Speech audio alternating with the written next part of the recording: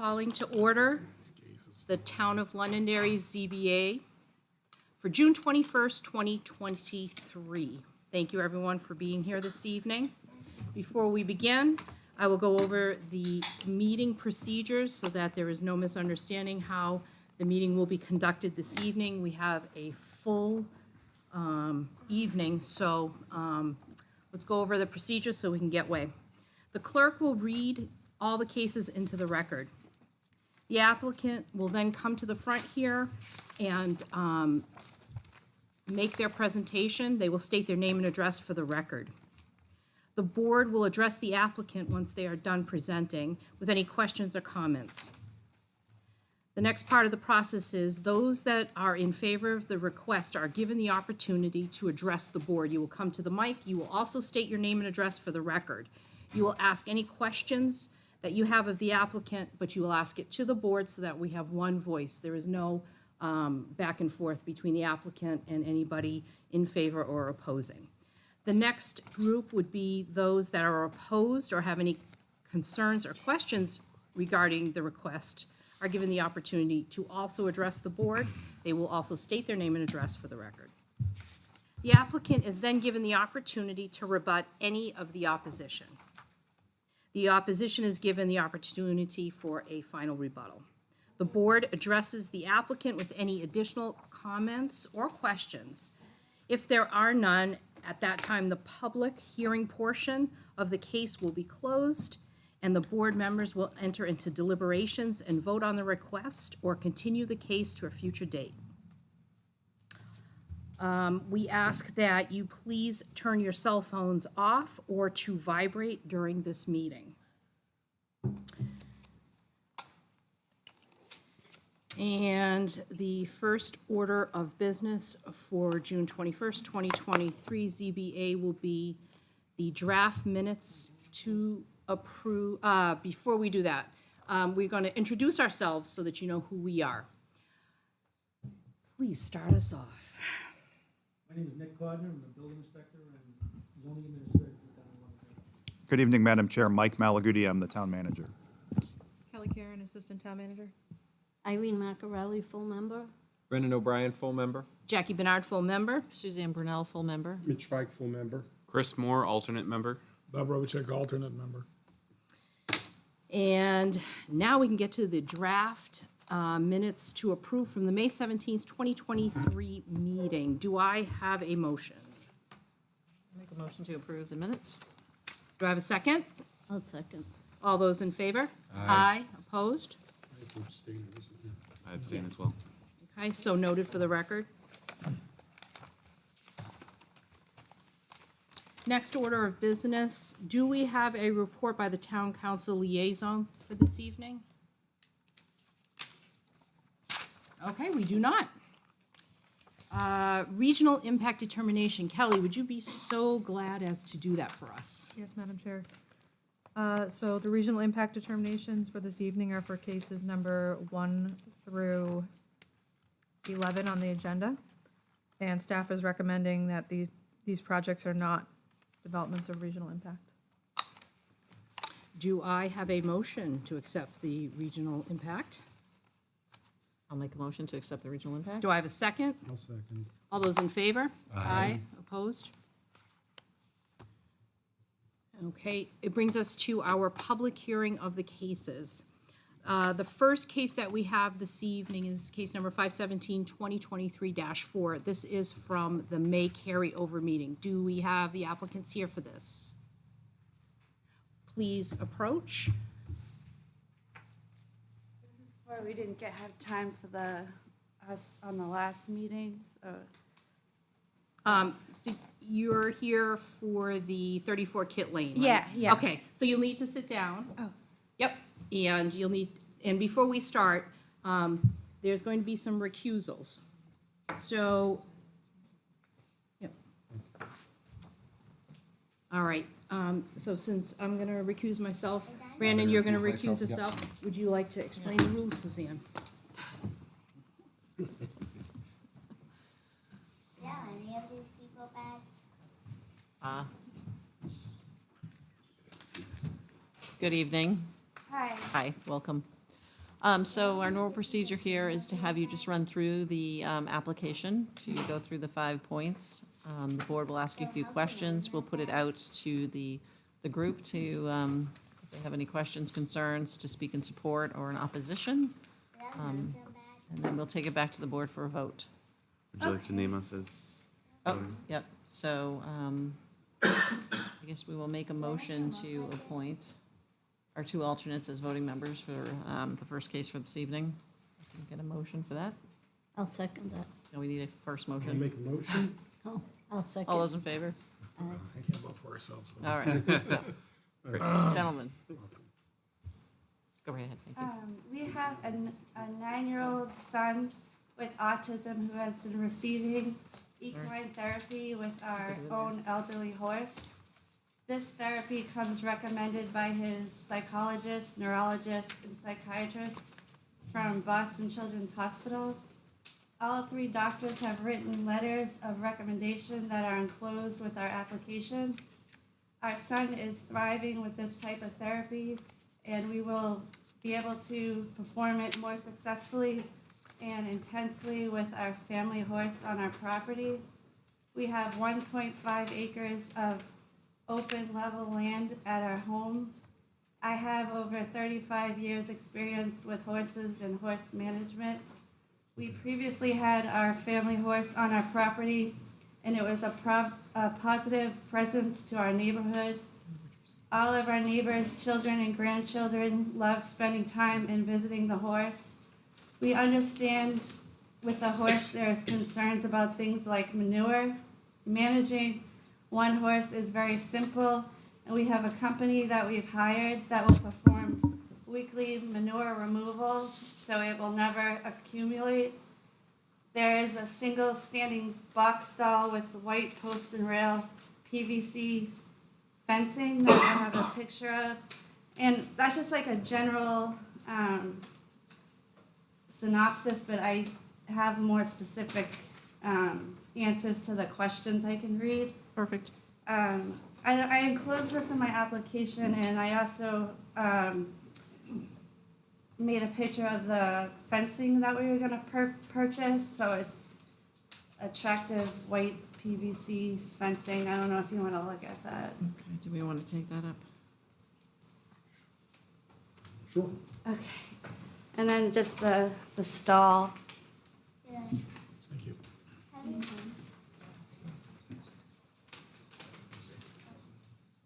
So I just, this is a little longer. So this is, I don't know if I read this, this is from my Can you just make sure you're application. speaking into the microphone that they just provided for you there? Thanks. Madam Vice Chair, if we could just have that second picture that's not part of the record identified for the record? Yes. Now? Thank you. At the board's pleasure.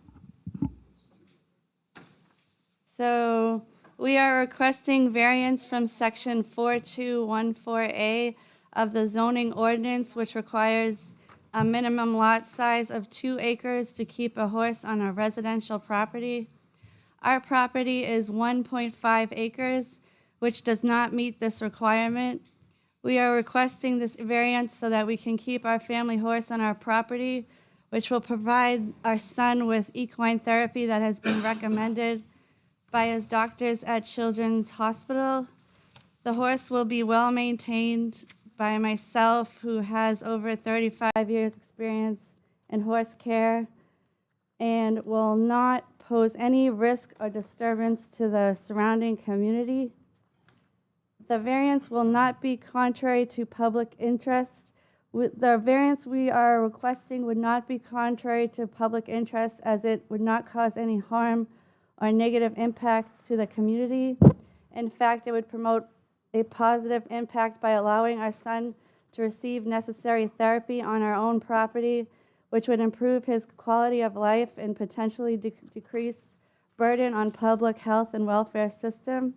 Additionally, we have taken into consideration the concerns of our neighbors and community by ensuring that our horse will be kept in a safe and healthy environment with weekly manure removal. We are committed to being responsible and respectful neighbors. We believe the variance would not pose any threat to the public interest. While our property does not meet the current requirement of having a minimum of 2 acres, we believe that our request for a variance is in line with the spirit of the ordinance. The purpose of the ordinance is to promote responsible animal husbandry and ensure that horses are kept in safe, healthy environment. We share this goal and are committed to providing the best possible care for our family horse. We have consulted with equine experts and made sure our property will meet or exceed necessary requirements for the horse's health and well-being. We also recognize the importance of being good neighbors and will take all necessary steps to address any concerns relating to noise, waste management, or other issues. We have previously owned our own stable and our experience in maintaining equine property. Ultimately, we believe that allowing us to keep our family horse on our property despite slight variation from the ordinance would promote the spirit of the ordinance by promoting responsible animal husbandry, and we request the board's consideration of our variance request. Do you want me to read through this whole thing, or is that? You don't have to read it verbatim. If you just Okay. want to hit the high points, you're on substantial justice, correct? Okay. Substantial justice will be served by granting this variance request. Allowing us to keep our family horse on our property will provide significant therapeutic benefits to our autistic son, who will greatly benefit from equine therapy. Additionally, our property is large enough to comfortably accommodate the horse without causing any negative impact on the surrounding properties. Denying our request would cause undue hardship on our son, who depends on equine therapy for his well-being, and would not serve the best interest of our family or the community as whole. Therefore, granting this variance would be a just and reasonable decision. And I can continue, or is that you We get need you the to hit all. basic? Okay. The value of the surrounding properties. The values of surrounding properties are not diminished. We understand the concerns about maintaining property values in the surrounding community. However, we do not believe the presence of our family horse on our property will have any negative impact on the values of the neighboring properties. In fact, our property is in a rural area where many residents keep livestock and other animals. The presence of our horse is not out of character with the neighborhood. We have taken steps to ensure that the horse will be well maintained and cared for and will not pose any nuisance or safety concerns to the surrounding properties. Additionally, the benefits of having the horse is that the neighbors can brush, visit, and feed will have a positive impact on the community. Overall, we do not believe that the presence of our family horse will diminish the values of surrounding properties, and believe that this variance will not have any negative impact on the surrounding community.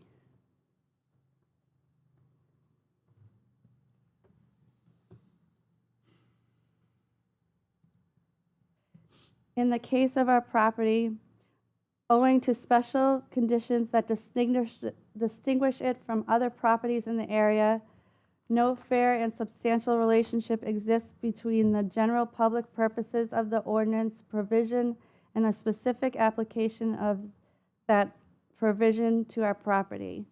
The ordinance provision requiring 2 acres for a horse is intended to ensure the safety and well-being of the animals and to prevent overcrowding and nuisances that could arise from keeping horses on smaller lots.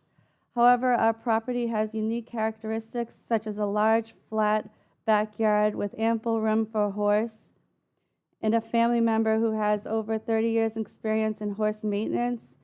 These special conditions make it possible for us to keep the horse in a safe, healthy manner without causing any harm to the surrounding properties or community. Therefore, a variance to allow us to keep the horse on the property would not be contrary to the public interest, and it would not diminish the values of surrounding properties. The proposed use of keeping a family horse on our 1.5 acre property is a reasonable one for several reasons. The horse will be used for equine therapy to benefit our autistic son, which has been recommended by his doctors at Boston Children's Hospital. The horse will be well maintained. Oh, this is repetitive. I'm sorry. I think I went over this already. I'll just read the last part. Yep, that's fine. We understand that if the criteria in subparagraph A are not established, an unnecessary hardship may still exist if the conditions of the property prevent it from being used in strict conformance with the ordinance. We believe that our property meets this criterion because its unique characteristics and our family's need for equine therapy. Our property is smaller than the minimum size required to keep a horse under the current ordinance, but we have this is repetitive, I'm sorry. I think that covers it. We neglected to read formally into the record this particular case. There's no prior zoning matters on this particular case. Want me to read it in? Yeah, you can. You sound so thrilled. Case number 05-17-2023-4, request for a variance from LZO 4.2.1.4.a to allow one horse on a parcel containing less than 2 acres, 34 Kit Lane, map 10, lot 16-25, zoned AR1, David Cassia, owner and applicant, continued from May 17th. Jonah, stop. I'm sorry, that was, No worries. I'm Any sorry. questions from the board? I did have a question. Okay, go ahead. We can go around. Go ahead, Mitch. So I looked at, the deed, and I looked at your application, and when I went to look at the registry, it indicated that, when the property was first scoped out, it was 1.22 acres, and I couldn't figure out and that could change. I mean, this was in 1967, so do you know why that would be a difference? We've been there for like 3 years, and on all the paperwork and on the real estate listing, it lists 1.5. Yeah, the town's website for the tax assessor also listed at I saw 1.5. it there at Okay. 1.5, but then I checked on the registry. Well, aren't you? Okay, The only question, that's my only question. gentlemen? I will have questions. Okay, I You wanna go? have some comments for the common portion that we're gonna have, but okay. I have a question. So, have you, just so we understand, have you looked at any other locations where you can board the horse, where your son can visit, that are in an area rather than just on your property? Just a question in my own mind as to Yeah.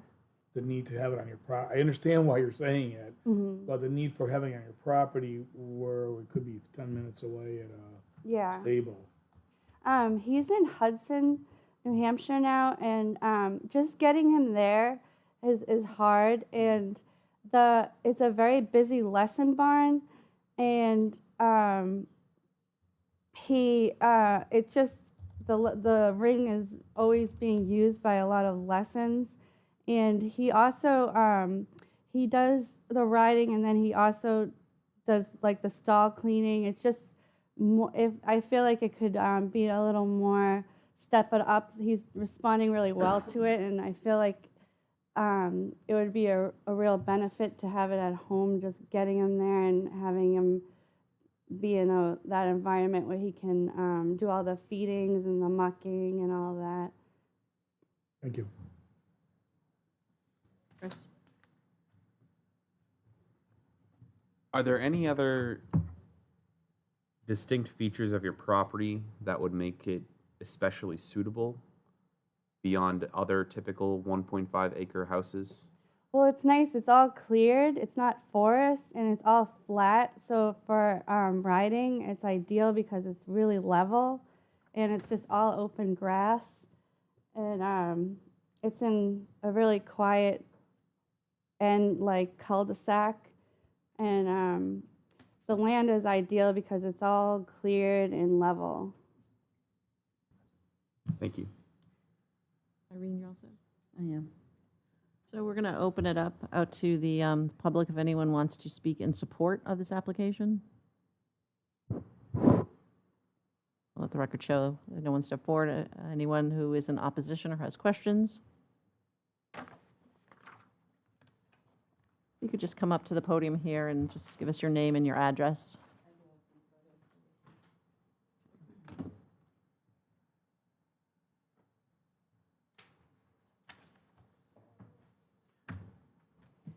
You guys look at it. Good evening. I'm Andrea Baldwin, and I live at 32 Kit Lane. I'm the abutter to the immediate right of the subject property. Although I am sympathetic to the special needs of my neighbor, I'm concerned about my health and safety in allowing this variance. The first point of law is not contrary to public interest. Horse manure has the potential to carry and transmit human and animal diseases. It also contains significant levels of nitrogen and phosphorus. These nutrients can lead to water quality problems. There is a drainage easement that runs from their property to mine. My well sits on the bank of this easement and is identified in the photo I've given you.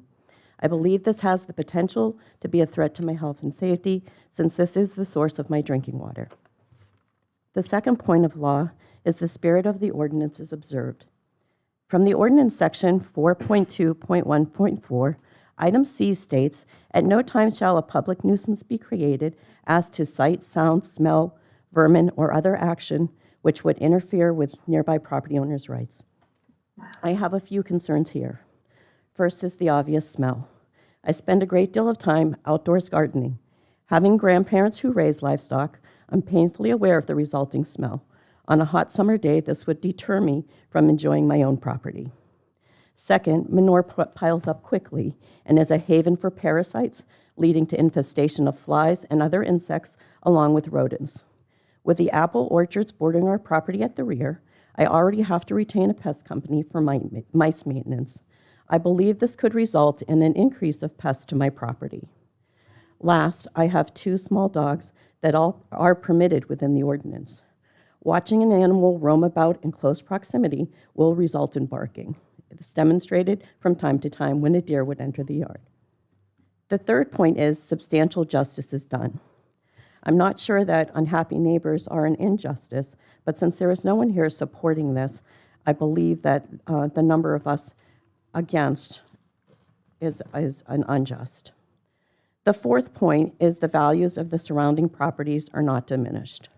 I'm 64 years old and likely will retire and sell my home in the next 3 to 5 years. There's an experienced realtor here with me tonight who will share her opinion.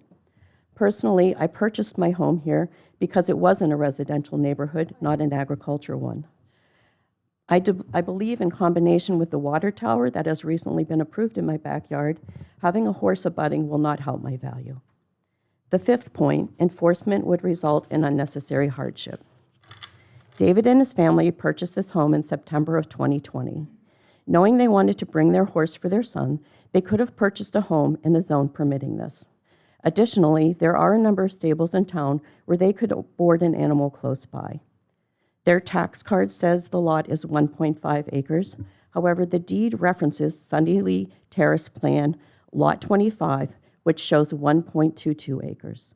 This is significantly less than the normally required 2 acres. As you can see on the map I've provided, half of the lot is the front yard, the house, or the heavily wooded area abutting the orchard, leaving perhaps half of the acreage open. Based on the side of the open area alone, I do not believe this property possesses any special condition to allow this variance. Consequently, I do not believe this is a reasonable use of the property. Thank you. Do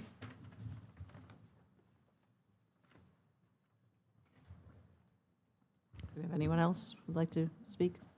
And Madam Chair, just for the record, the 2 photographs that we Yep. collected initially have been marked Exhibit A. One is already part of the board's packet. The other is a picture of a white fence. And the map that was just submitted by the party in opposition is going to be marked Exhibit B. Okay, just for clarity purposes, A is what was already part of our packet. One of 2. It's a 2-page exhibit. What you see right there is the first page. Yep. The second page is the white fence. Okay, thank you.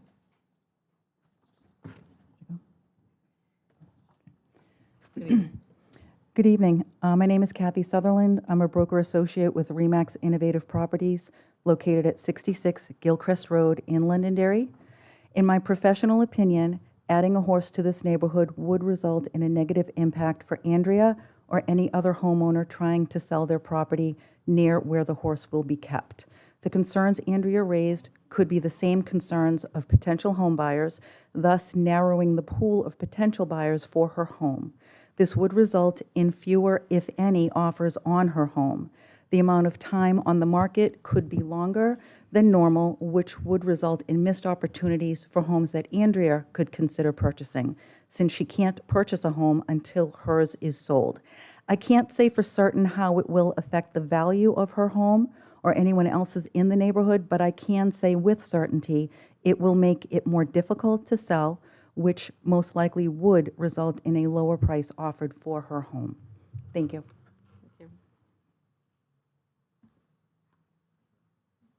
Anyone else?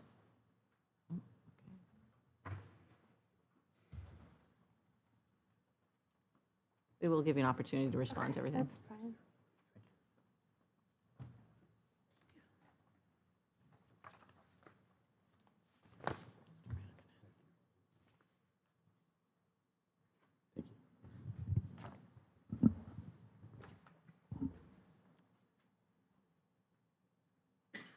Good evening. My name's James Coster. I live at 25 Kit Lane, directly across the street.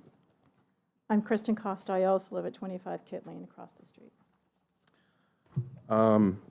Basically, I just have several points. So we live about 80 to 100 feet across the street, and the biggest issue that we're going to have with this is the smell. I mean, today somebody was grilling right across the street, and we could smell it coming right through our front windows. So that's definitely one of the biggest concerns that we have. Also, if you minus their house off, which is on a 1.2 acre property or 1.5, can't tell, the back of their home is on wetlands and it's wooded. So that only leaves, if you minus off the house and the front yard, approximately 3/4 of an acre at best. My understanding is also that you need to be 40 feet from the property line and 100 feet from the neighbor's principal structure. They don't have that on our side, across the street, or next door. In terms of the manure, they're saying they're planning on removing it weekly. It would have to be removed daily, in my opinion.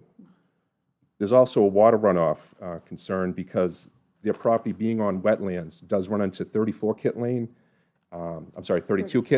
and down the street behind 4 houses, and then down the hill to several more homes below grade.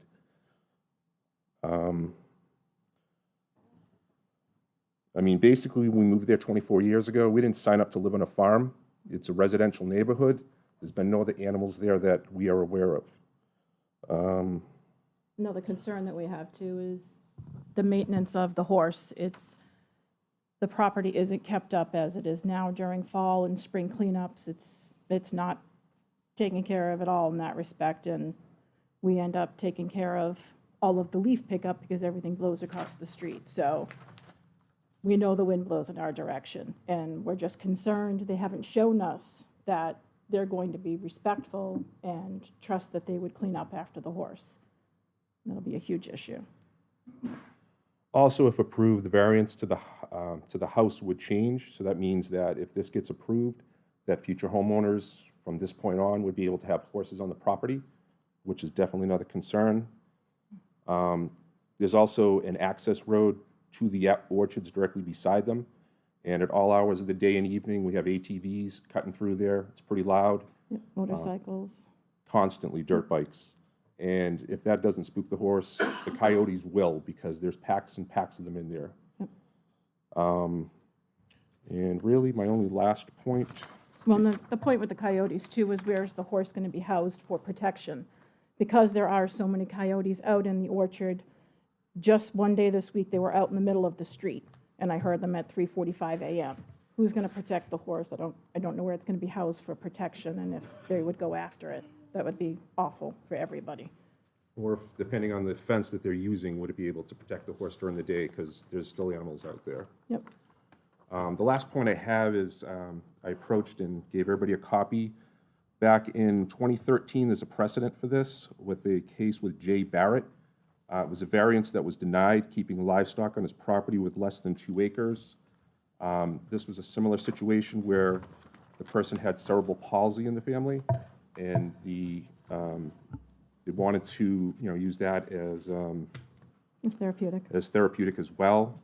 And if you flip to the second page and you can read in there, it's from the Derry News. It says, Londonderry, a Wiley Hill family will have to find a bigger quarters for their horse after zoning officials told them their property wasn't big enough to pasture it there. It was a case with Jay Barrett of 107 Wiley Hill Road.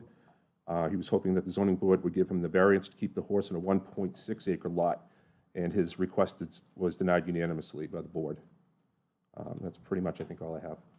Thank you. Thank That's all I you. have as well. Madam Chair, if we could just, I may have missed it, but get their address for the record and Oh, for our sorry, minutes. 25 Kit Lane. Thank you. If you'd like to respond to. I appreciate the concerns. I figured there'd be concerns with things like manure, but one horse is very simple to maintain, and I've been involved with horses my whole life, and I've had my own barn before, and weekly manure removal would be way enough for one horse. One horse is really not that hard to manage manure for. There wouldn't be any smell or you would never notice anything like that. And we would always be very respectful of, we would never have a situation like that.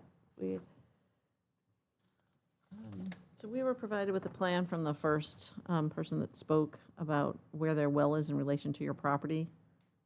Do you have any idea? No, I don't know about that. Okay. I don't, yeah. It's difficult to tell. Obviously, there's no way to determine what the distance is. She left before I could ask the question, but you're not familiar. Okay, if you could come back up here so we can.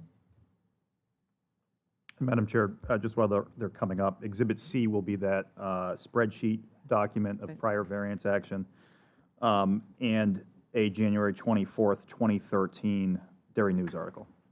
Thank you. So I was just wondering the distance, or approximate distance from your well to. From the well to the property line is probably 30 to 40 feet. That area is very wet, so it's difficult to, go over there by foot much beyond where the well itself is. Thank you. Yep. Oh, and we do have, our backyard is very flat and open. It's ample room for what we are hoping to do. Do we have anyone else in the audience that was looking to speak on this matter? Okay, back to the board. Any questions, follow-up? I have no further questions. Okay. I could ask one question. Yes. So I do know that, let's say I know, I'm pretty sure there are boarding options in Yeah. Londonderry as opposed to down Hudson, which isn't that far, but closer. Have you looked into those? as well? We just wanted to step it up with his therapy. We just wanted him to participate in all aspects of equine therapy, and we just see our home as our land as a very appropriate, suitable for a horse, and we were just hoping that we could do it at our home with our own family horse. Thank you. Yes. Anything else you want to say before we? No, I think that covers it. Okay, thank you. Thank We'll you. close the public session and we'll go into deliberation. So a couple of things before we get into deliberation. So statutorily, in terms of the hardship or the fifth criteria, the zoning board of adjustment may grant a variance from the terms of the zoning ordinance without a finding of hardship arising from the conditions of a premise subject to the ordinance where reasonable accommodations are necessary to allow a person or persons with recognized physical disability to reside in or regularly use the premises. You're also able, the board may, in a finding, grant that variance to survive only so long as the particular person who has a continuing need to use the premises. That was one of my questions that Yeah. I wrote down. Yeah. So. So I know that was brought up. That's the fifth criteria. That is the fifth. Okay.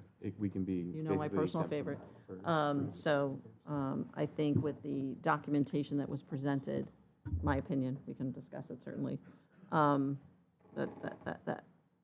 falls into that category. That being said, we have a lot of other things to discuss, but Right. I just wanted to bring that to everyone's attention so that. All right.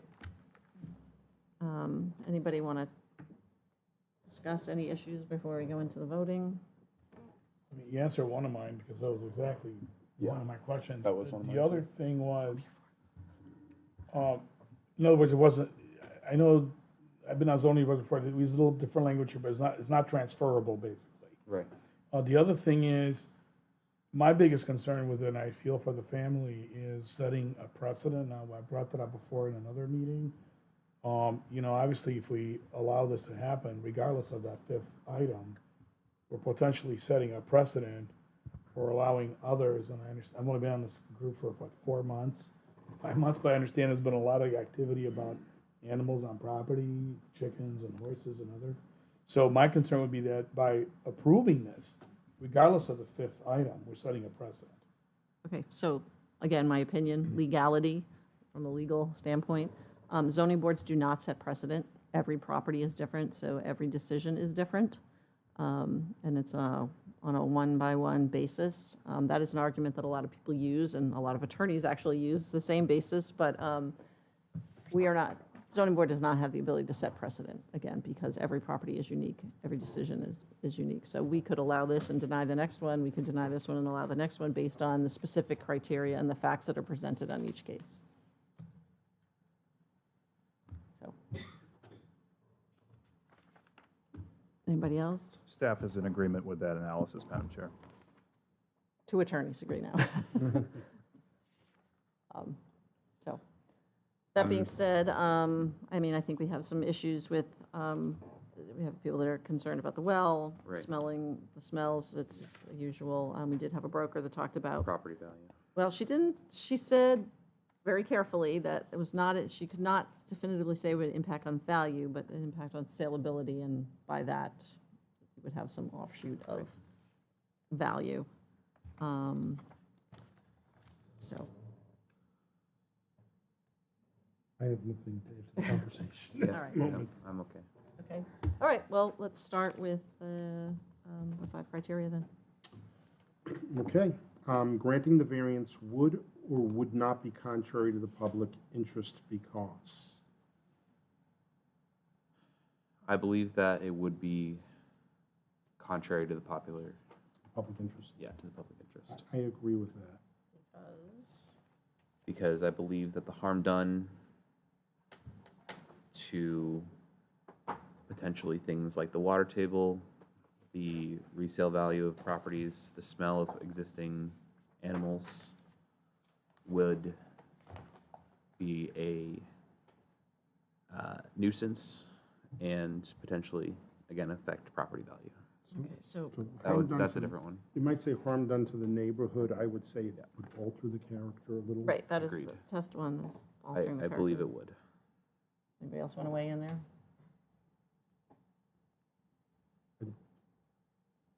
So we have Struggling with wood, Yeah, me too. we have 2 woods as far as I could tell. I don't know. It would, I would agree with you. It would, what? It would alter would- the essential it would character alter. of the neighborhood. Yeah, I would agree with that. It's a tough thing to discuss this because of the circumstances, but I would agree with that. I agree with you. Excuse me. Yeah, I'm struggling as well. But I guess I do have to, at the end of the day, say that it, yes, it would alter the essential character of the neighborhood. The spirit of the ordinance would or would not be observed because. This is the one that, does it violate the basic objectives of the ordinance, health, safety, or welfare?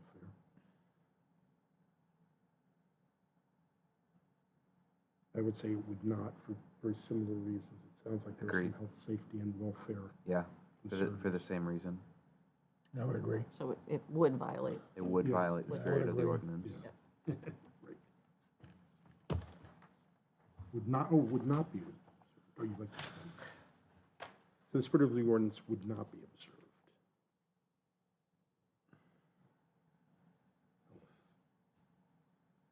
Because, Because the health, safety, and welfare of the neighborhood would Correct. be negatively impacted Agreed. due to, due to the aromas, due to the runoff. waste. Yeah. Primarily the waste. Granting the variance would or would not do substantial justice because. So this is the balance test. This is the loss to the applicant would or not be greater than the gain to the public. Yeah. I would say that substantial justice is.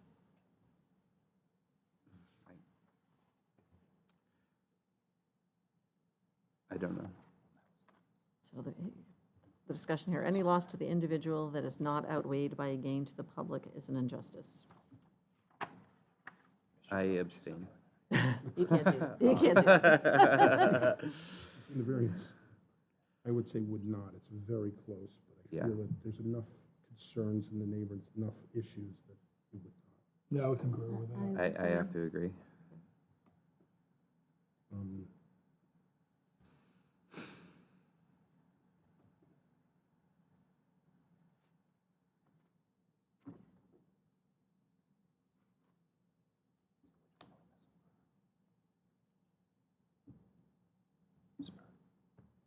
For the following reasons, the values of the surrounding properties would or would not be diminished.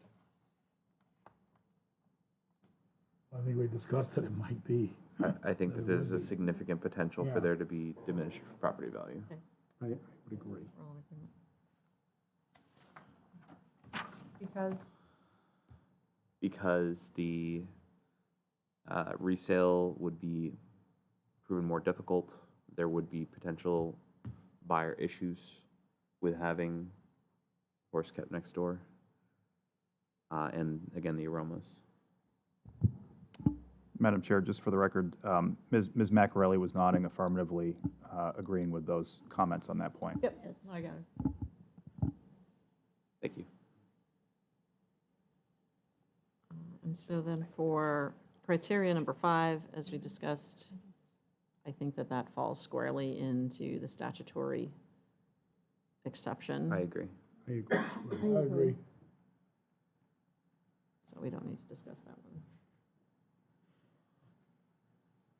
I'm going to write falls into statutory exception. Yeah, you can cite it, it's 674-33, RSA 674-33, yep, subsection 5.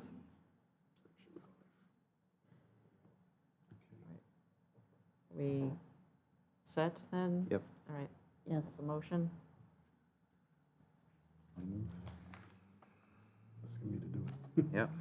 Madam Chair, I'd like to make a motion that the application for the variance, case number 05-17-2023-4, request for variance from LZO 4.2.1.4.a to allow one horse on a parcel containing less than 2 acres, 34 Kit Lane, map 10, lot 16-25, zoned AR-1, David Cassia, owner and applicant, be denied.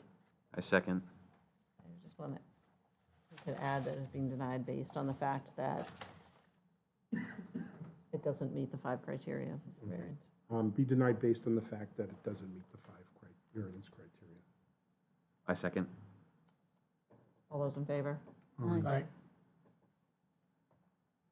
Thanks so much for your time. Thank you. you. Sorry. Thank you. That's okay. Thank you. Wanna read that?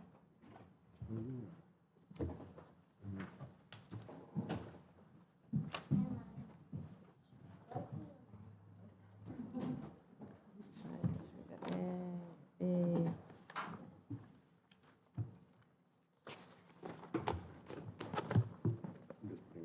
Yep.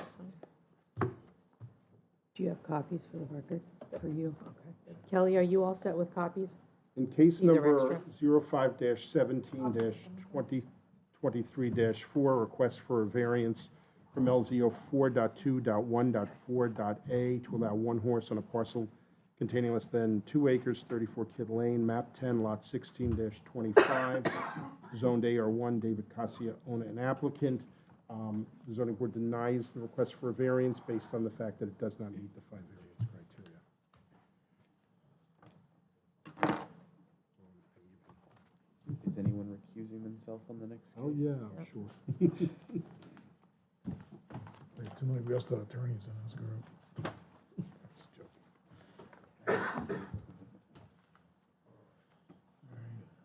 What was it, B through F? Because it was a motion to deny, so the four to go forward, and we granted the motion to deny.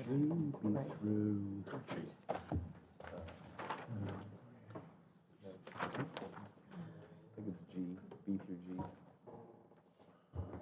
Yeah, B through G are all the same. You don't want to be chair. I'm recusing. Did you take that one? Yes. sorry. Is this for the record? Exhibits. Sure, I'll put it in. Okay. All right. Leave you my statutory book, though. Oh, thank you. I have mine as well, if anyone needs it. We're going to read the case first this time. All set? All set? Case number 621-2023-1, a request for a variance from LZO 4.1.2 to allow multifamily residential in the Industrial 2 zoning district, 104 Grenier Field Road, map 17, lot 2, zoned Industrial 2, Londonderry Holdings LLC, owner and applicant. Madam Chair, I'm going to recuse myself. Thank you. Is there anyone else that needs to recuse? Okay. I think we need to appoint one of the applicants. Yeah, we do. So I've got 1, 2, 3, 4. Okay. Since both of you were on, were you ever on by yourself yet? No? Because I have to appoint, we're short one. Yeah, I have. Okay. So, Robert, do you want to be appointed this evening to be a voting member? Sure. I Okay. mean, I wasn't on a prior one, but it's up to you. Okay. You're on. We are, do we need to actually have a motion to vote him in? No, just to clarify, you're Robert? appointing Robert for Suzanne? Robert will be appointed, yep, for Suzanne. Okay, before we start, the next, 1, 2, 3, 4, 5, right? 6. 6 cases. I see 104 Grenier. I know there's different cases. Is there a commonality that you want to review on this first one so that as we progress this evening, we can figure it out and not be here all night? Madam Chair, I think that's a brilliant idea. Okay, so keep that in mind, doing this one first, so that we have an overview of everything that you're trying to do at 104 Grenier Road, okay? And go ahead and introduce yourself. Good evening. My name is Ken Selinsky. My wife and I are the owners of Londonderry Holdings LLC. We are not new to Londonderry. We originally did business in Londonderry as Insight Technology at one. I'm nervous. As Insight Technology on Tinker Avenue, where we moved in 1994 with 64 employees. Over the subsequent 16 years, Insight Technology grew into facilities on Technology Drive and then at the top of Akira Way. Technology Drive was an 80,000 square foot building where we grew to about 700 employees, and then we moved to an additional building at the top of Akira Drive, which was Insight Technology, and we had about 1,300 employees at the time we sold to L3, which is now L3 Harris. And I apologize, did you state your name for the record and your address? Kenneth Selinsky, and we live at 59 Rolling Woods Drive, Okay, thank you. Bedford, New Hampshire. Okay, thank you. But we operated businesses on Tinker Avenue in a building that we owned, and then a building we owned on Technology Drive, and then it's the larger building that we owned at the top of Akira Drive. We're now proposing to develop what we are calling the Village on Technology Hill in the vicinity of where Technology Drive was located. The Village on Technology Drive would encompass a minimum of 2 industrial buildings, which would bring over 1,100 high-paying, high-tech jobs to the area, jobs that pay above the median earnings of people in southern New Hampshire. In addition, we are proposing housing for our workers because we realize that in New Hampshire, housing for employees is critical if you're going to be able to grow a business and attract the kind of talent that we need for these businesses. The businesses that we would be putting on in the village would be Envision Technology, which develops and produces electro-optical equipment very similar to the work we did at Insight Technology, and On Point Systems, which develops and produces the Spot-On GPS collar, a product that in 2019 won the New Hampshire High Tech Alliance Product of the Year Award and has gone on to win numerous other distinguished awards in the consumer electronics space. These companies both employ numerous engineers, technicians, hourly production workers, in addition to, if you will, support, accounting, HR staff, and so on.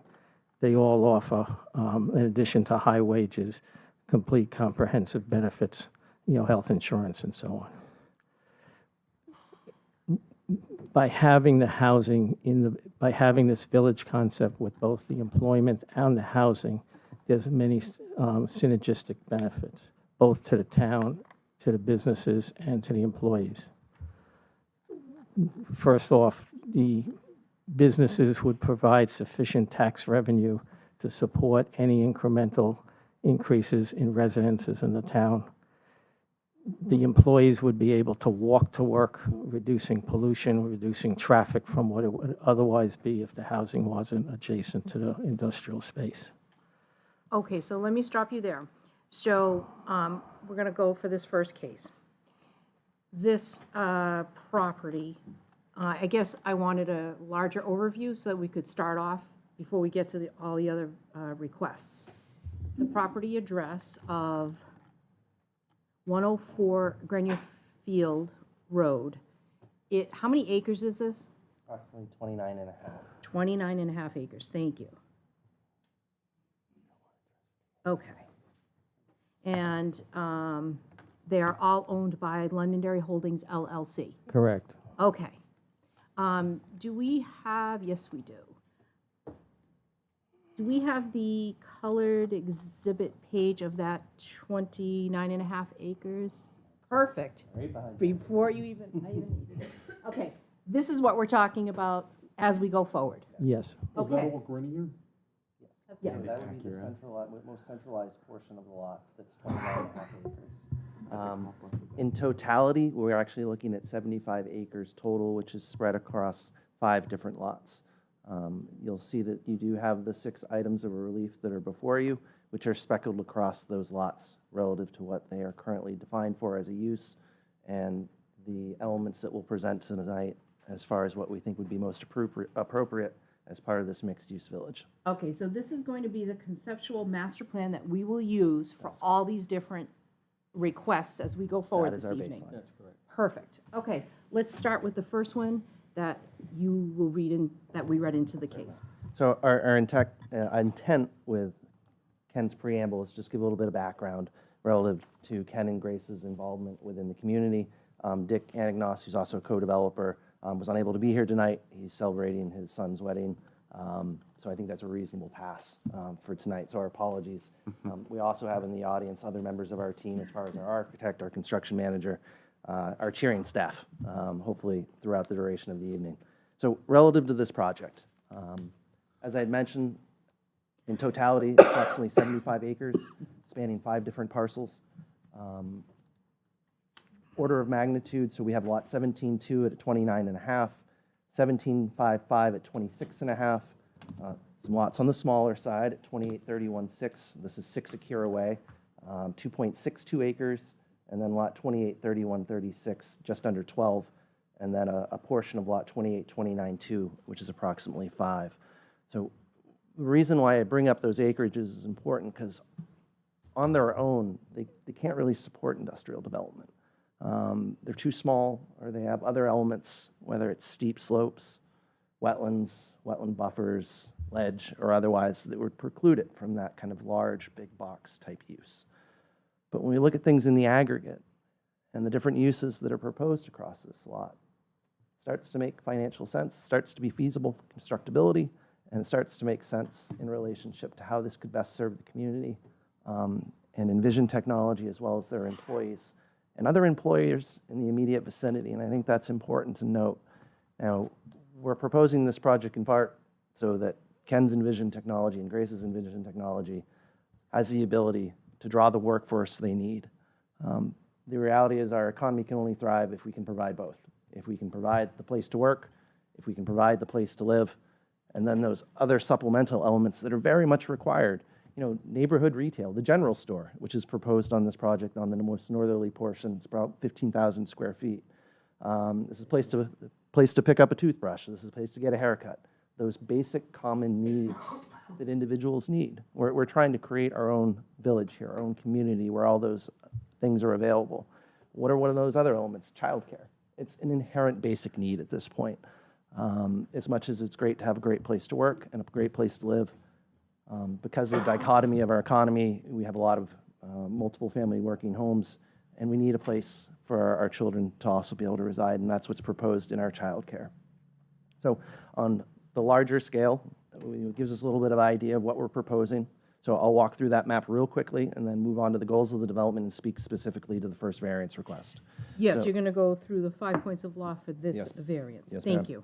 All right, so the facts supporting this request, and this is in regards to use table 412 to permit multifamily residential use in the industrial 2 district. The goals of the proposed development are to provide a mixed-use village that promotes walk to work with connectivity and walkability of the residential, retail, childcare, and industrial uses of the site, while also promoting recreational opportunities, maximizing green space. We take a look at that plan behind you. And for as much as we're proposing out here, that's a lot of green space. It was one of the key elements of this project as far as the decision-making and where various elements are located. You can see distinctly that although it is a village, we have an industrial area where the industrial uses are. There's a nice boulevard that divides the two, where then you start to work your way into that residential. And what this plan doesn't show as well as it could as a 3D plan is that change in topography. There's approximately 120 linear feet of grade change from the northeast corner to the southwest corner.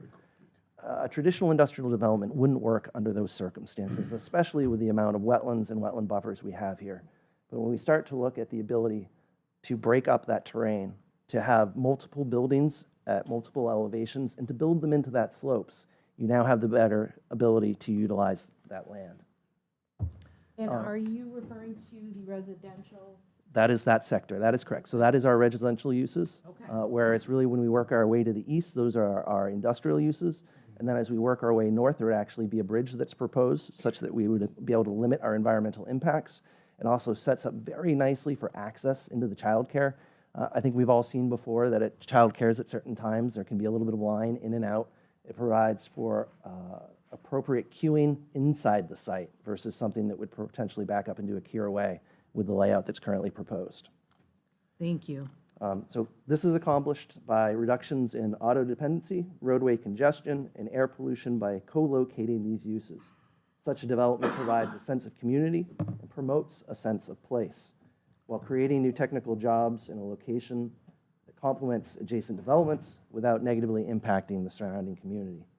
Again, existing physical constraints specific to the site, consisting of irregular topography, wetlands, associated buffers, as well as existing future road right-of-ways, all of which burden the site in a way that makes its use for traditional industrial development infeasible, but provides a reasonable use for a mixed-use village. Now, this variance would not be contrary to the public interest. To be contrary to the public interest, the request must unduly and to a marked degree violate the basic zoning objectives of the zoning ordinance. The Londonderry zoning ordinance was enacted for the purposes of preserving and promoting the health, safety, and welfare of the community and to guide the future growth and development of the town in accordance with the master plan. The proposal of the village on Technology Hill described herein would not threaten the public health, safety, or welfare and is consistent with the applicable components of the town master plan. The common vision and guiding principles of the master plan include promoting unique activity centers, emphasizing housing choice and diversity, increased transportation choice and walkability, and enhancing the municipal advantage, all of which are elements this development embodies. As stated in the common vision and guiding principles of the master plan, Londonderry seeks to promote unique activity centers that include a mix of uses and activities located close together, providing people with new options for places to live, work, shop, and participate in civic life. Centers should vary in scale, use, and intensity. This conformity with the master plan demonstrates the proposed development would not alter the essential character of the locality, nor contrary to the public interest. And that's important because what we're using is the master plan as the basis for that assessment. When we look at the surrounding community, no, we don't necessarily see an intermingling of industrial uses and a general store and childcare and residential. But we see as this community in and of to itself, it makes sense and it is consistent with the expectations of your master plan. So this is further supported by evaluating this use in context to the overall project size, in that the essential character of the neighborhood will not change, as the retail childcare uses are essentially accessory uses to the larger industrial component. And the residential use is consistent with live, work, play lifestyle advanced by the master plan as well as current trends. The spirit of the ordinance is observed. The overall purpose and intent of the zoning ordinance is to promote health, safety, and general welfare of the community, which is accomplished in several ways, such as segregating uses that are thought to be incompatible and preventing new development from interfering with existing uses. The Village on Technology Hill's co-location of residential, general store, childcare, and industrial uses is intentional and mirror the expectations of the master plan as stated elsewhere in this application, and that the intent of the ordinance is to follow the guiding principles of the master plan, of which co-locating uses is identified as a benefit to the public. Relief may be granted without frustrating the purpose of the ordinance, and the spirit of the ordinance is observed as the character of the neighborhood will not change. Substantial justice is done. The guiding factor for substantial justice is that any loss to the individual that is not outweighed by a gain to the general public is an injustice. Under the specific design of the uses as proposed, the gain to the public will not outweigh the harm to the applicant, as the public is protected equally in either case. The loss to the applicant, if the variance is denied, will be an unproductive parcel of land that will not be developed to its highest and best use, as well as a loss of business opportunity. The community would also suffer if the variance is not granted by the loss of substantial tax revenue, modern housing, and quality, clean manufacturing jobs and other opportunities. Due to the isolated area in which the development is proposed, there will be no benefit to the public if the variance is not granted. The values of surrounding properties are not diminished. We anticipate no diminished property values as a result of the proposed live-work community. The development embodies the principles of the master plan, a document created to enable economic prosperity for the town. Literal enforcement of the provisions of the ordinance result in an unnecessary hardship. For the purposes of this subparagraph, unnecessary hardship means that, owing to special conditions of the property that distinguish it from other properties in the area, no fair and substantial relationship exists between the general public purposes of the ordinance provision and the specific application of that provision to the property. This really harkens back to our initial conversation. The zoning restriction burdens the property in a manner that is distinct from other similarly situated properties due to the need to co-locate uses for a successful mixed-use development, as well as the numerous physical conditions of the site that makes its prospects for traditional industrial development infeasible. The extensive change in elevation of approximately 120 feet from the highest point at the northeast quadrant of the site, elevation 420, to the lowest point in the site at the southwest quadrant at elevation 300, is not conducive to the typical large box construction associated with the industrial uses defined by the ordinance in this district. The site is additionally burdened by the location of wetlands, associated buffers, and existing future road right-of-ways, all of which limit the feasibility to construct a development solely consisting of industrial elements. Although these constraints limit traditional industrial development, it does not preclude the ability to provide a more dynamic development, including co-locations of uses such as multifamily residential dwellings, a neighborhood retail, and childcare, as the needs of such uses differ and are better suited to adapt to the uniqueness of the site. As adequate protection is provided to ensure the development is in keeping with the spirit of the ordinance, no fair and substantial relationship exists between the general public purposes of this specific ordinance provision, prohibiting multifamily residential use in the Industrial 2 district, and the specific application of that provision to this property. In this specific case, full application of the use limitation is not necessary to promote a valid public purpose, as the overriding criterion to protect the public health, safety, and welfare, and to promote the values of the master plan is upheld. The proposed use is a reasonable one. The proposed mixed-use village reflects the hallmarks of the master plan, with connectivity and walkability between the residential, the general store, the childcare, and the industrial uses of the site, while promoting recreational opportunities, maximizing green space, and minimizing environmental impacts. Although not specifically stated in this portion of the application, for a project of this size and what's proposed, we have 0 square feet of wetland impact. 0. Thank you very much. Do I have any questions from any of the board members for the applicant? I just have a question. When you say in response to 5 that there's extensive elevation changes, and you mentioned the property, and you're talking about the wetlands, are you specifically talking about the 104 Grenier Field Road property, or are you talking about the whole 75? It's specific to all properties in their own respect. So for 104 Grenier Road, that is also accurate. The adjacent lot, which is 1755, has an elevation at that northeast quadrant of about 420. As you work your way across that property and arrive at the property line for 17.2, it is lower, but you're still talking about 70 to 80 feet of grade change just across the Grenier Field Road property. Okay. So again, it just, I'd love to do the cut fill and try and balance that site, but it's a futile attempt, unfortunately. Okay, thank you. Yes, sir. So I have a quick question. Go ahead. You said that there was 5 different lots that will comprise this total property, correct? That is correct, sir. Are you already in possession of all 5 of those lots? What is the 5th lot? Because I've found most of them already. Sure. So 11 Ruth. Acura is the northernmost one. Then there's 6 Acura. There's the 104 Grenier Field. There's 5 Kitty Hawk Landing. And what's the 5th? So a portion of lot 2829-2, which is currently being highlighted, which I believe goes by 8 Linforth Drive, plus or I minus? think I have that as 52 Grenier Field Road. Okay. But I'll stand corrected. You only have a portion of that one, or is it being subdivided further? Not subdivided further. The applicant has a deed for the purchase of the portion of the property that's shown. Okay.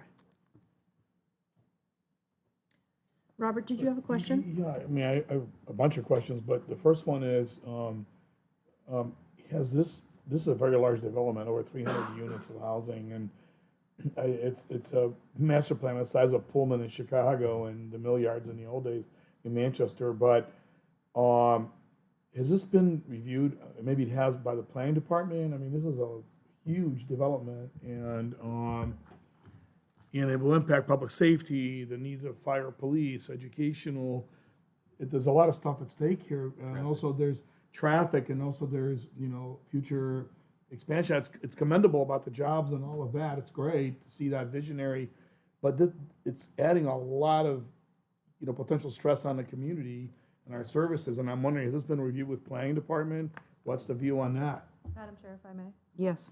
We have Been speaking with the applicant for a number of months now. We've had preliminary discussions internally about the master plan for this project that's up on your screen. And they've also been to the planning board in conceptual stage to discuss this and have received feedback from the planning board. This is the first step before they can submit any type of design review or formal application to the planning department. They need to receive or seek out the appropriate relief prior to moving forward. But all of the items you just highlighted, the traffic, et cetera, are in fact planning board items and will be discussed if and when we get to that stage. Yeah, I think the vision, I'm just gonna say the record, the vision's commendable, but, I've been doing this a long time and I've seen residential mixed use with retail and I've seen other things, but I've never seen industrial mixed with retail, but, that's not for me to judge. Well, that's why the applicant is here. Do you have a specific question for the applicant? That was it. Okay. Does anybody else on the board have a specific question for the applicant? I did have one other question. Yes, please. The primary building for manufacturing use, Wait a minute, we have to talk, he's here about the multifamily first. multifamily first. This is all we can discuss I will at this hold point. my question Okay, until we get there. then you have no question for have no Mitch, do you have any? You're good? I just Go have one ahead. question. So when you say that it'll be a walk-to-work situation, are people allowed to live in the apartments who don't work at the industrial? So the intent with the residential is it's going to be a mix of affordable and market rate apartment living, which is going to help accommodate their staffing, whether it's a line worker who may be more so in the affordable versus one of their engineers who would be the market rate. As much as we love to say, okay, this is just for those employees, that's probably not the best business model or rational. So it would be open to other businesses in the area. Shoot, we've got L3 Technologies right across the street. I'm sure their folks would love to have the opportunity to be so close to work. So they would be open to the public, but with the intent that really the envisioned employees have first grabs. Okay, thank you. So I have a few questions for you. The residential homes that you're proposing for this variance, how many homes? So there's a total of 7 buildings and a total of 304 units. So 7 buildings, and each building holds how many? So it does vary. The Okay. largest building holds 55 units and the smallest is 27 units. Okay. And what types of homes are these? Types, they're apartments, are they townhouses? Apartments. So they're a mix of 3 and 4 story 3 and apartments. 4-story units, okay. Would they be I've seen 3 and 4 story buildings that are Story apartments building, now. okay. Yes. would they be available for purchase or for renting only? My understanding that the business model is for rentals. For rentals. I suppose that could always change down the line depending on what the business model requires. And the residential portion that we're talking about right now is how many acres? So it's primarily on lot 17-2. So if we were going to take it a function of acreage, it's in the neighborhood of 25 acres. 25 acres, okay. Okay, I have no further questions. Is there anyone else? Okay, I'm going to open up to the general public. Is there anyone for the applicant that would like to speak? Okay, please come to the podium, state your name and address for the record. Madam Chairman, if I can ask one question before I first. One moment, please, yes.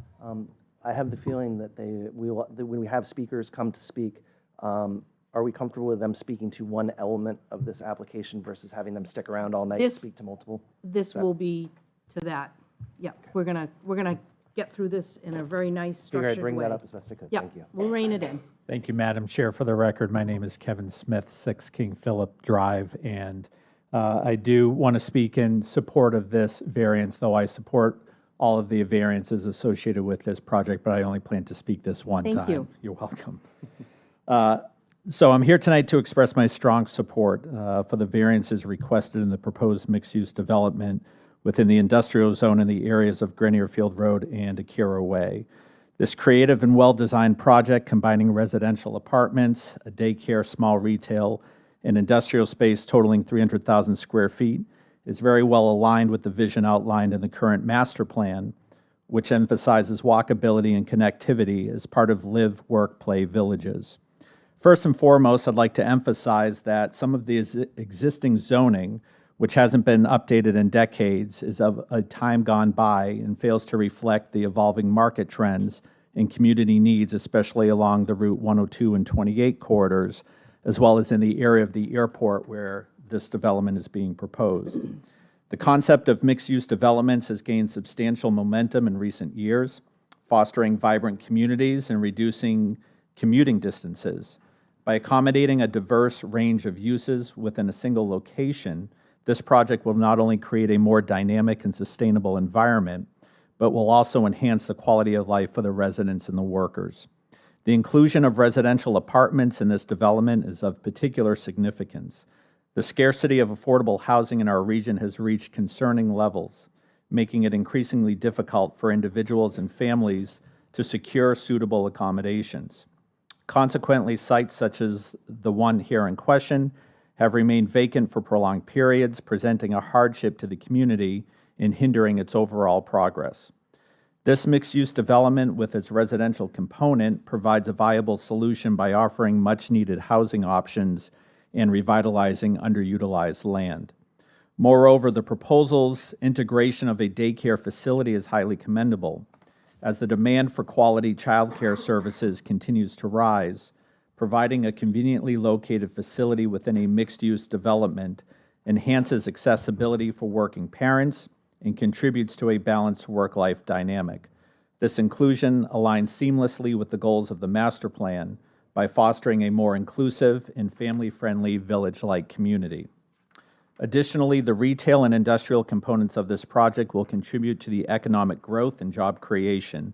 The 300,000 square feet of industrial space will attract businesses, driving investment and employment opportunities within the area.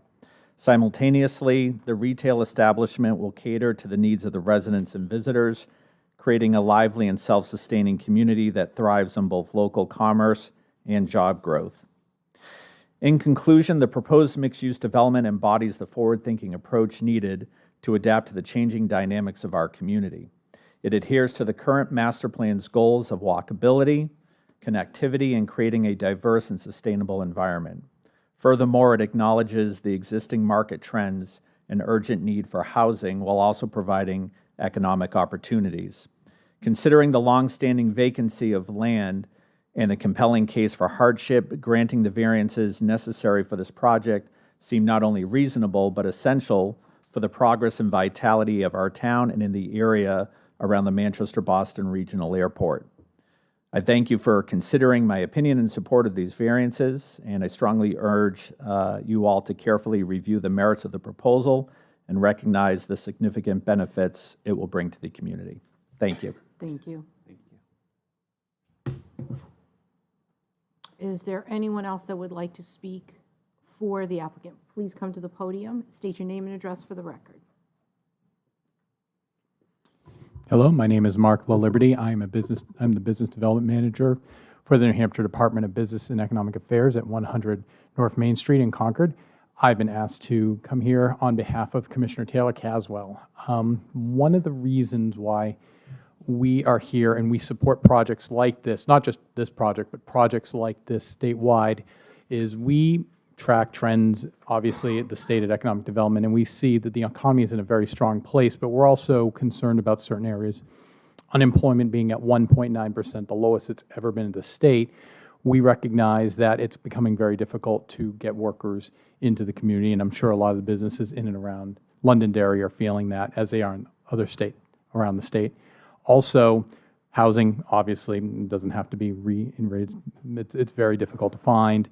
And childcare has really become, actually, it's becoming one of the biggest issues we're seeing at the state, and levels that we are very concerned about.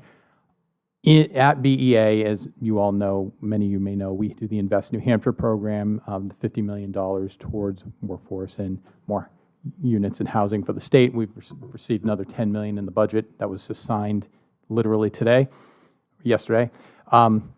So for us, projects like this, these village projects that we're seeing, actually address a lot of the issues that we at BEA are seeing, and think that that kind of continuum together is a model that when we see communities do that, the commissioner and I are talking about it, saying this is certainly a model that we think can alleviate and address some of these challenges that we see as a hindrance to growth. Obviously, the 340 units, the workers that are in there, the jobs that will be coming from the industrial element of it. But again, I think we don't always see the childcare element of it. And again, to have that part of it in that self-contained area, plus the retail, to have that community. We've seen some of that, obviously, and I always hate to mention this, but we've seen this at Tuscan Village and how that's being built out, and they're starting to have a vibrant village set up over there.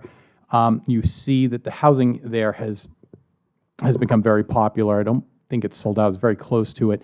They also have office space, but they also have industrial there, and they are filling up their retail, and it's becoming very vibrant, and an area that for a long time, went to the old Rockingham Park to try to figure out what it would be, is something that we at the state like to focus on and say, hey, this is a model that other communities, if they can or want to pursue it, may be something to look at. And so we see this project as being along those lines, at a much smaller scale, but with the same concept, that village concept. So our feeling is projects like this can really help address some of the challenges we're seeing at the state, and think that that will help us in the short, medium, actually in the long term as the economy moves forward. So thank you very much for having me. Thank you. Is there anyone else that, please approach the mic and your name and address for the record? Hi, I'm Tony Nagro, 6 Deer Crossing Circle, resident of Londonderry for almost 30 years. And I didn't know that we were going to be talking about Tuscan Village, but I am also Senior Vice President of Design and Construction for Tuscan Village, so I have direct experience in what is being proposed, and I can tell you that the model works.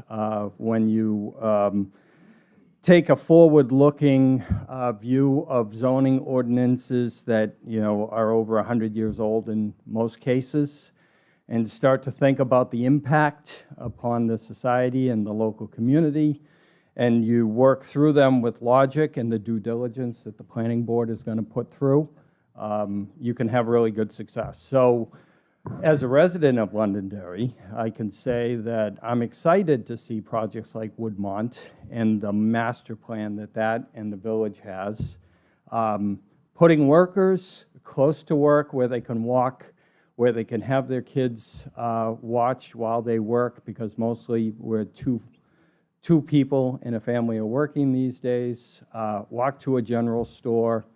I grew up in a time where that wasn't that unusual. Today it is. You have to jump in a car to do that. That's not very green. This is a site that makes the best of the environment, reduces the impact, and from my perspective, it is a great part of the town for being able to support something like this. I'm excited to see people that want to continue to expand the commercial base here. Every year when I pay my taxes, I'm happy that you're here. So I can go on, but I'm in favor. Thank you. Is there anyone else that would like to speak in favor of the applicant? Madam Chair, there are 2 letters in favor, if I could read them. Yes, please. First is from Fugere Planning and Development, Inc., regarding the Village of Technology Hill, Londonderry. Dear Mr. Aganos, you have requested a preliminary opinion relative to the fiscal benefit of a proposed mixed-use development named the Village of Technology Hill that will include 300,000 square feet of industrial space, 20,000 square feet of retail commercial space, a 9,200 square foot childcare facility, and 304 apartments. Relative to this proposal, I offer the following. I have been a professional AICP planner in New Hampshire for over 30 years and have authored fiscal impact reports throughout New England, including numerous fiscal studies for projects proposed in Londonderry, including apartments, condominiums, age-restricted residences, industrial uses, assisted living, and retail uses. I can attest with strong confidence that the proposed project will be fiscally positive to the town of Londonderry, generating more local tax revenue than cost of services. Mixed-use developments are a growing trend throughout New Hampshire and the country, providing a vibrant live-work opportunity that is attractive to many age groups. The addition of such a development in Londonderry will further expand the deep and varied tax base of the community. Sincerely, Mark J. Fugere, AICP. Second letter is from the Senate of the State of New Hampshire. Dear Ms. Karan, the Village of Technology Hills, an innovative approach to providing on-site housing options for the quality, clean manufacturing jobs they will create, is just the type of project our state needs to combat the housing crisis. The importance of having affordable housing options for our workforce cannot be understated. as without it, our economy cannot prosper. Sincerely, Jed Bradley, President of the New Hampshire Senate. Thank you. Is there anyone in opposition that would like to speak? Please come up to the mic, sir, and state your name and address for the record. Yeah, my name is Bob Mel, 569 Mammoth Road. My family abuts 17-10. My brother owns that, and it abuts this gentleman land to the west. And I think that the zoning board, planning board, school, heritage commission, conservation, and town staff should have a public workshop meeting, at least one or more, before the zoning board make any decision on the 340 units of 340 units of residential usage on these properties. It's going to be a huge project. It'll be at least probably the equivalent of what is already built on Woodmont Commons. Of course, there's more to be built in the future there.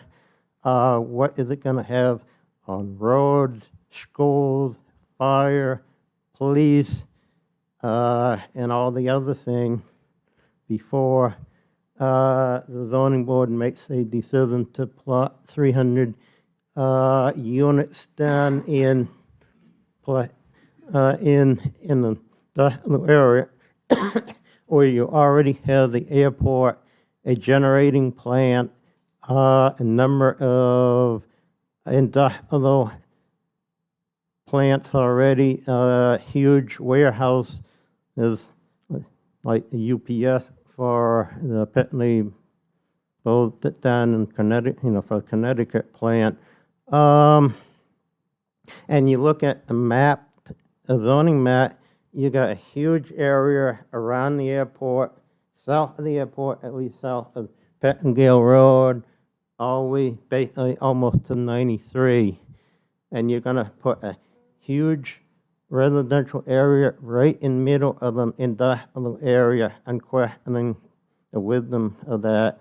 You do have plenty of noise. You do have air emissions. I can smell it. I live at 17-6, 569 Mammoth Road. There's already, there's site considerations. So all these things, there's groundwater contamination in at least more than one spot in the area already. If you study in Blackton, particularly on the eastern part of that property, we've had where the school office is now, that property, they own part of that. And there was an awful lot of Blackton where the old FedEx facility was, there on Kitty Hawk and Grenier Field Road. So there's a lot of consideration to take into consideration before you start and give them approval for these things. You do have natural springs where the water is coming up through the granite rock, and it's creating wetlands literally on top of solid rock. So I'd like you to at least consider a workshop meetings before you approve it, and go over this very carefully and review the master plan. I was looking at the master plan earlier in the day, and I cannot find anything that would indicate that residential in that area is in the master plan. And what I've seen over the last 40 years or so, where there has been single-family houses, particularly along Harvey Road and areas of North End where the industrials come in. The residential houses have been, the excavators have done that, made them disappear. So we've had a net loss of residential units in the area over the many years, not a gain. And that's just, I'm having trouble sight, sound, smell, and water. The industrial effects that the area has had over the years. Then you start in with a multi-year blasting of that granite to put in units is gonna make quality of life poorer for the people who are already left in the area, not improve it. I know of one person who had lived in his life, all of his life in Londonderry. He's well into his 60s and he just moved to Canmere. So it's just give you an indication because of the industrialism in the area. Okay, well, thank you very much. And I think I do not have any problem with someone putting in some retail or the daycares in that area. It's mainly the residential. And looking at, I'm not going to make a judgment exactly for the moment on the type of industrial, but I do have some concerns there. Is it going to add to noise, air emissions, and all that? Water emissions might be coming out. The rules on a military government contract on what is coming we're out only- of a we're plant only- is we're only doing totally different. residential. And if it would be being a regular manufacturing plant. Thank you very much, and if I need to, I'll speak later. Thank you. Is there anyone else that would like to speak in opposition? Please come to the mic. Please state your name and address for the record.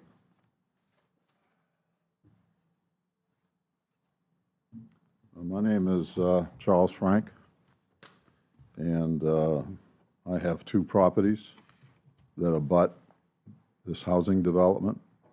The properties are located on the bottom left of that screen where those apartment buildings are.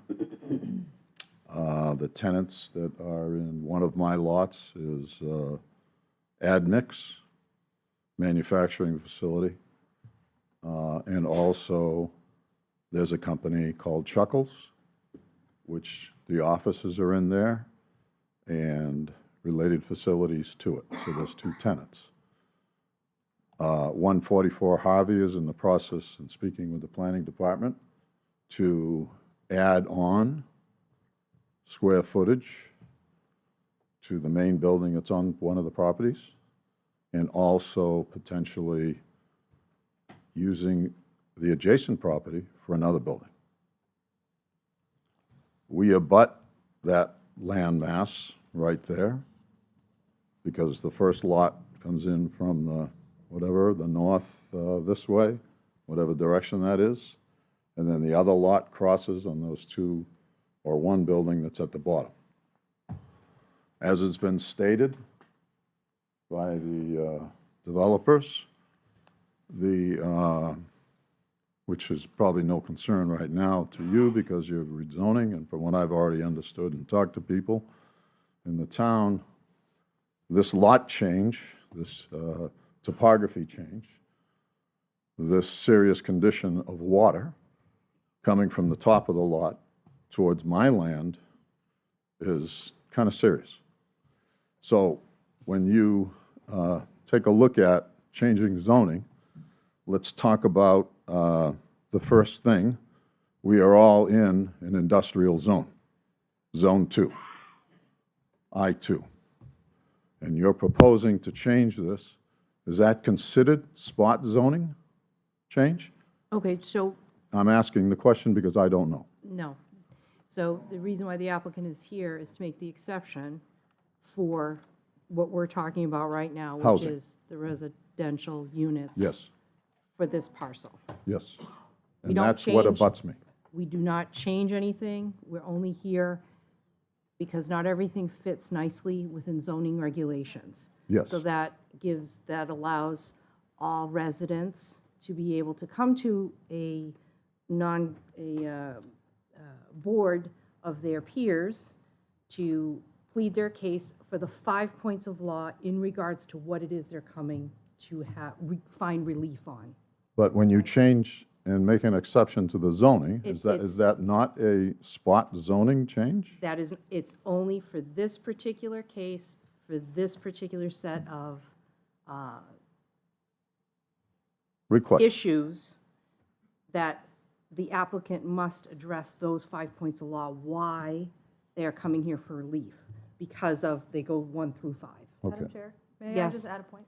Yes, please. So the property will remain zoned industrial 2. We're talking specifically about the uses on the property. So the parcel itself remains zoned industrial 2, but the uses allowed on the property are what we are discussing this evening.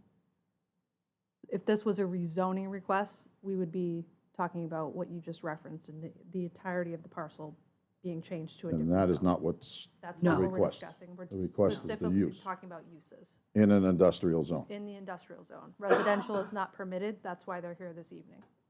And in my opinion, Thank you. this is a complete, and thank you, this is a complete non-compatible situation. You're looking to put housing in a closed area with, is there one access road between those two retail establishments, or is there another access road? Okay, so planning, so zoning does not Okay, go over okay, those, because okay. that's the planning department. so We won't do any of that. I'm We only sorry. address, the 5 points of law as it pertains to zoning. That's all we're here for. Okay, so I believe that this is a non-compatible situation. You're looking to put in housing, okay? And as the developer said, you have some topography issues, but he conveniently is able to put in these buildings. Is it 304 apartments or 340? I've heard both up here. So that'll be one of your questions that the applicant will then answer. Oh, okay. But you're talking 7 buildings, all right? And depending on the size of the buildings, and it looks like close proximity for a couple of buildings, extremely close proximity for several buildings together, I don't know why you couldn't put some type of warehouse building there, some type of use between warehouse, office, all right, in accordance with Zone 2 housing. The fact that it's non-compatible is you're looking to put families in an industrial zone. If you're familiar with a Caraway, it has a upgrade, and in the wintertime, the people that work at Insight have problems sometimes get up and down that road in icy and snowy conditions. And now you're going to put families coming out onto that walkway, 300 apartments, 300 potential families, cars. They're going to come down the Kira Way. There are no sidewalks. There are going to be children. Where are they going to walk? Again, that would be something that the planning board would go over. Okay. That we But, don't. so, all right, that's so, not in but our one of the purview. points, some of the points that you discuss, I mean, this is new to me, granting what benefit this would occur, and what would be the detriment of letting this use happen. The detriment of what letting this use happen is that you're going to put 300 families there, potentially 300, 1.5 cars per family, 450 cars on a road where there are trucks. You're going to have school buses coming to a stop sign or whatever it's going to be outside that entrance. All right? You have trucks in the morning making deliveries. You have trucks in the afternoon. Right now, you have traffic problems coming down Kira Way, and it backs up when the companies let out their businesses. Okay? So I think there's going to be a detriment to the area. I think you're going to endanger, potentially think about endangering by putting families in a non-compatible situation. Regarding the buildings that will be put up, the housing that will be put up, okay, and what I think is a detriment and loss of value to my abutting property. When you look at, history tells me, and when I look at the values of apartment buildings, especially when there are what we might say low income, or we might say, you know, not expensive buildings or not expensive rental apartments, okay? Over time, the condition of those buildings, 25, 30, 35 years, have tendencies in the United States and statistics, these buildings aren't uptaked, you know, aren't properly taken care of, so therefore, we have a situation of an area where we have problems. Where are these people going to go? Where are these children, these families going to go? Are they going to cross onto my property in my woods, which abut it? Are they going to try to come through my property to get to Harvey Road, to get out? Because if they want to walk out where the two proposed retail stores are, and then walk down a Caraway, I'm sure it's going to be a longer distance just by taking the walk test and the geography. You're talking about walking, but there's no way to walk. And I think that that should be addressed because I think it's a detriment to exactly my two buildings and my lots, my one building.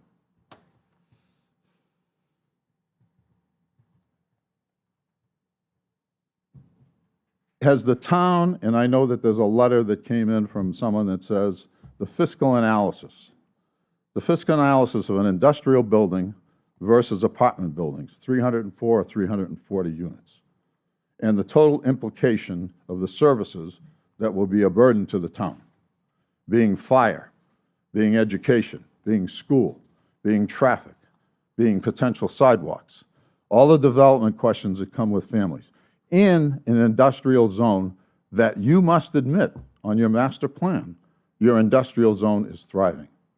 You have companies coming in here. There's word that, whether it's true or not, Tesla maybe coming in.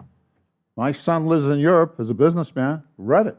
Tesla might be coming to London here. I don't know if that's real or not, but obviously there are businesses coming in here. Look at what you have done around the airport.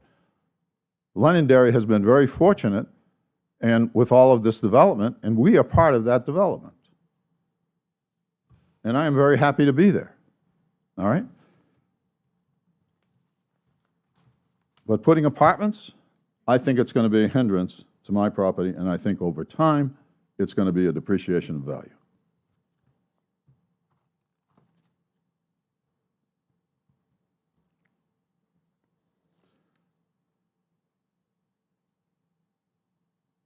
So I think the town should potentially, before they maybe even vote on this, take a look at, or if they have the facts and figures from the town manager, a fiscal analysis of an industrial building.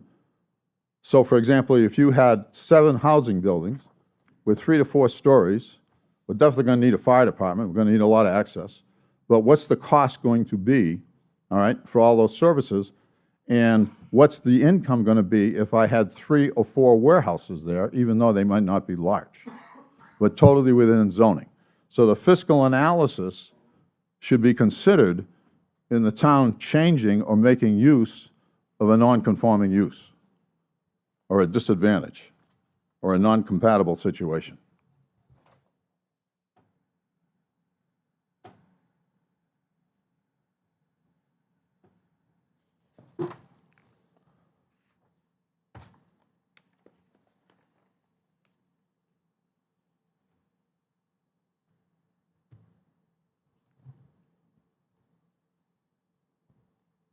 So what I'm going to do is, the applicant, can you clarify, is it 340 or 304 units? 304. 304, thank you. The fiscal implications questions that Mr. Frank has asked, can you broadly, actually in your 5 points of law, you read the analysis for that, not in dollars, but in the spirit of the ordinance for promoting health, safety, and general welfare of community. So we speak to the direct correlation to the master plan. Okay. And that the master plan, again, the entire point of that is to enable economic prosperity for the town. Knowing that this may be a question tonight, we thought it wise to correspond with Mr. Frugier, given just the wealth of knowledge that he has in these types of projects, to try and provide that level of reassurance to the board as part of this, that this is going to be a productive project. Okay, so your reference is to the Town of Londonderry's master plan. That's correct. Okay, thank you. But I think that a fiscal analysis by the town should be undertaken when you're changing or making the use of apartment buildings that have, in my opinion, a detrimental effect, because I am in a butter, but also the fact that your tax revenue, net tax revenue, from apartment buildings to warehouses, okay? That whole analysis, I think the town or someone should be looking at this and discussing this and really seeing the numbers. Mr. Frank, the zoning is Okay, not here for sorry. that. It's about the public, the health Well, and isn't it public also the benefit, safety. it has nothing to do with the benefit of the town? Your 5 points? Our 5 points of law are in concern of the public health and well-being, safety. It's all of Okay. everything that encompasses for zoning. We don't do any of the other things that you're asking us to do. That's not in our purview. Okay, so the fact that it's not compatible because it is a zoning, an I-2 zone, that's one of the points. Is that not That's why they're correct? here. Because they can't just go build this right now, because it's in an industrial zone. So they're seeking relief from that rule that the town of Londonderry has for all of Londonderry's space. But I think that the question that is at the board is that you're looking to change the use of the property, when the use of the property is industrial and warehouses could be built there. And why would you want to change the use of the property when you are entirely surrounded by a zone industrial 2?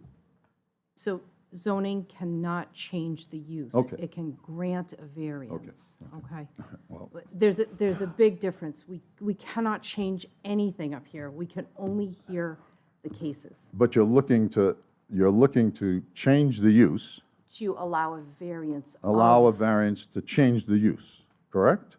To allow something to go on there that is not permitted, Okay, okay? We don't change okay, so we, uses. all right, so we're, okay. All right, we don't. We just, there's a clear delineage of what we can and cannot do here. Okay? We're But, here for relief only, for That's it. specific exceptions.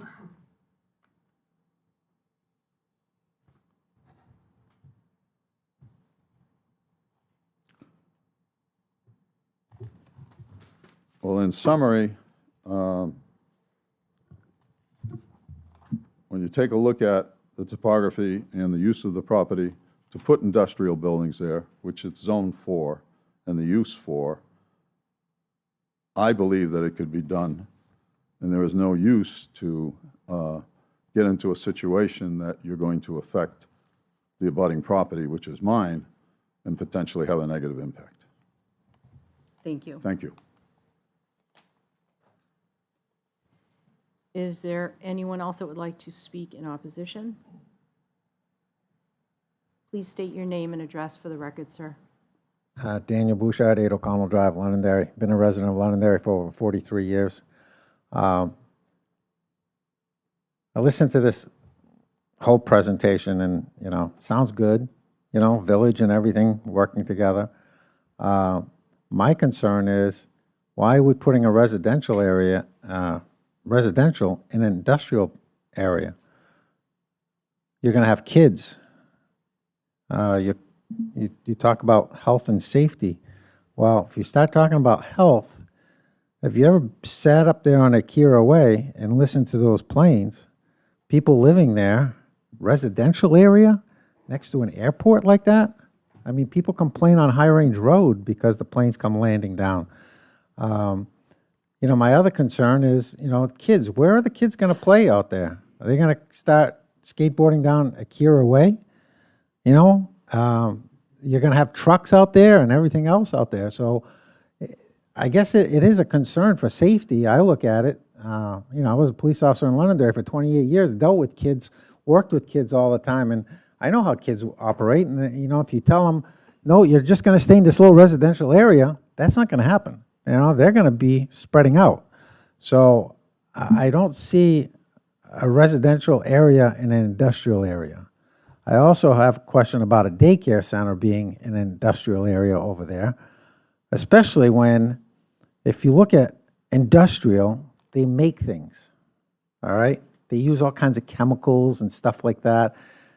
There's some buildings around that airport that have windsocks, and it's not for the planes that are coming in, all right? It's because if there is a chemical spill, they want to know the wind is, where is this, going to drive to? Putting a residential area in an industrial area like that, I think it's just exposing people to potential harm down the road. Thank you. Thank you. Is there anyone else in opposition? There is a letter, Madam Chair, if there's not. Yes, please. June 18th, 2023, regarding case numbers 621-2023-1 through 621-2023-6. Honorable members of the Zoning Board, it seems that every developer wanting to build a project in Londonderry first tries to manipulate the zoning ordinances to suit them. While we are uneasy about the fact that industrial zoning has crept into map 17 from map 28 and abuts our property now, so be it. As a town, we should stick to the plan and not set a precedent of approving any zoning mashup a developer may want. More specifically, we feel that these requested zoning variances and exceptions would bring too much traffic onto Grenier Field Road. The intersection at Page Road, Grenier Field Road, and Mammoth Road is already very dangerous with numerous accidents every year. Too many vehicles go through this intersection with no concern for speed or safety, and too many vehicles are speeding on Mammoth Road both north and south of this intersection. The rail trail path crosses Mammoth Road, and the senior center is on Mammoth Road just south of this intersection. Our home is to the north of this intersection, and it can be scary going for a walk. Another issue is that the proposed multifamily residential buildings will bring more school-aged children to North School, which is already over capacity and in need of temporary classroom space. The proposed apartments would also be close to the airport runways. The noise from the airport, both trucks and planes, is already a problem for the residents of North Londonderry. Why build residential units close to the source of the noise? There is a reason these parcels are zoned industrial, the airport noise. The parcel should stay industrial. Some people may think it is a great idea to allow this village to project to move forward.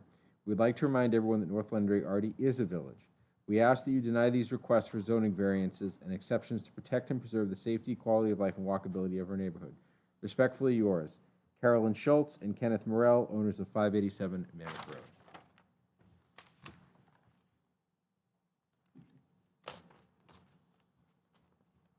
Thank you.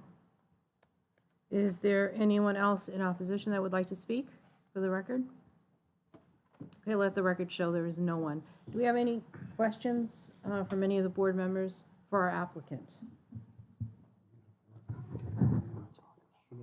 Go ahead. So, Town Manager, have we considered looking at the master plan and changing our zoning structure to allow a broader ability to build mixed communities like this throughout the town? I believe the assistant manager is ready to speak to that specific question. So this area is identified in our master plan as an industrial village special district, which promotes self-sustaining facilities, industrial uses, office and retail uses. In a little bit more detail to your question, yes, I am currently looking at language to propose in the future about mixed-use development in the industrial zone. That does not exist today, so we have to work with what we have today, but that is something that my department is looking into. Okay, thank you. Okay, do you have any other questions? You're good? No. Good. Okay, one last time, I'm going to bring it back out to the audience. Okay. This public portion of the hearing is now closed. We're going to go into deliberations. Chair? Yes. The applicant maybe want to rebut to something? Do you have any? It seems as if there was a few points that may require a response. If this Sure, board go feels ahead. comfortable, I don't need No, to go ahead. elaborate. We already clarified the 304 units, so that one's rather straightforward. Yes. I think a recurring theme we heard amongst those in opposition really had a lot to do with the planning board aspects of this project. What's happening with stormwater? How does this interconnectivity really work? Those are things that your planning board are tasked with. What's going to happen with traffic? Where are these vehicles going to go? Again, those are items that will be addressed by your planning board. The question as to walkability, where will the children walk? It is 75 acres. The idea is not that this is an urban sprawl where we're trying to look for other places for kids to play, for people to act in within their civic life. The idea is this is a village, this is a community unto itself that provides that opportunity. We will have that walkability. We will have those trails intermixed among the areas that we have identified here. There will be formal sidewalks where necessary, but the idea and one of the primary goals of this is creating an area for an employer to have his workplace locally. We would have failed him miserably if we didn't provide the opportunity to walk to work. It is one of the primary goals of this project. Maybe the last, I guess the nature of industrial use. You know, this isn't a 1980s movie where we have the fearful developer bringing in the vats of the evil goo. The reality is this is clean industrial. This is clean manufacturing jobs. This is high tech. Their offices, their workspace, in a lot of cases looks no different than our office workspaces, where you have individual tables set out, where you have assembly of various goods. So I think the nature of the work and the fact that Ken and Grace have already shown their ability to successfully build, sell, and then start again, this type of company should speak to the merits of the project as well. I'll keep it short at that. Okay, thank you. I did have one final question. Go ahead. As far as the primary purpose behind the manufacturing building, and I know we're talking about the We residential. can only talk about the residential for this part. That's all we can talk about. Okay. Can I ask one question? Yes. And I think it's about the residential. So, you know, I see all the residential buildings. Yes, sir. And we talk about walking trails. There's this sort of grayed out green area. Is that what we're talking about? So some of those, the more grayed out green areas, that's existing forest that we'd be able to maintain. Now, the reality is because it is a mature forest, you have a lower duff layer. So these are taller, mature trees. So the ability to create intermingling walking trails between these, while not creating a harmful impact to the environment, is extremely relevant. One of those ideas that we plan to research with the planning board as part of our site plan approval. You'll have your dedicated walking areas for access to the buildings, but then it provides the opportunity to get working from the residential area to the north to provide some of that interconnectivity of trails, so that recreational enjoyment. And I'll be specific that it is to the north, because from a grading standpoint, again, we have that steep topography from the limits of the development that work down towards those southerly parcels. There's no opportunity for interconnectivity to those lots. So did you understand? Yes. Okay. I had one more thing, Madam Chair. Go ahead. It's almost 9 o'clock. Can we take a brief break before we go into deliberation? Big boss. Good gosh. I'd like to at least get through this so that we can do a clean break and then. That's fine. Okay. It was an emergency, I'll let you know. Okay, deal. May I just ask two questions? Yes. Have you had a traffic study done on the impact on Akira Way, Grenier Field, and Mammoth Road? An initial traffic memorandum has been prepared, and from that, there will then be a traffic scoping meeting, which will involve the town as well as the state to the extent practical, where we'll determine what intersections are evaluated, and then that would move forward at the planning board level. Okay. And have you had an evaluation done of what impact having residential in this area will have on surrounding industrial properties? Can you repeat that for me, please? Sure. Have you had an analysis done, or have you had any realtors look at what impact it will have on abutting industrial properties to have residential in the area? Sure. So have we specifically? No. I think what we'd more likely rely on are the studies that have been done by others.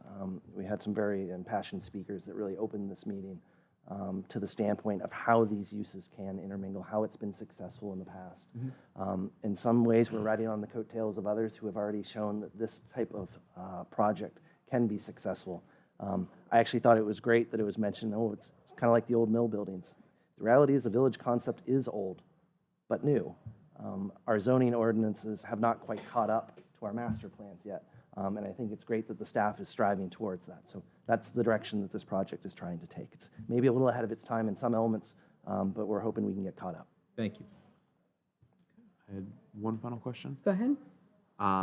The roads that will be developed to lead in and out of this residential community, are they going to have to exit through Kitty Hawk and Akira only? Or I see that there's also the, Webster Road and the area that would be more closely associated with the residential side. Is there going to be an access to the apartment buildings from the west? So access points are from to the north and the south. We'll be building the bridge to span the gap of the wetland that exists now, so we can avoid those impacts, so that the general store and the daycare facility can have that interconnectivity to the remainder of the site. So access is to Akira Way to the north, and then Kitty Hawk to the south. Okay, and then the road that's currently on the northeast part of the property towards that future lot, will that also connect in, or will that end at the lot? Ultimately, it'll be a planning board decision on how they would like to see some interconnectivity there. Right now, we do have it dented at that location.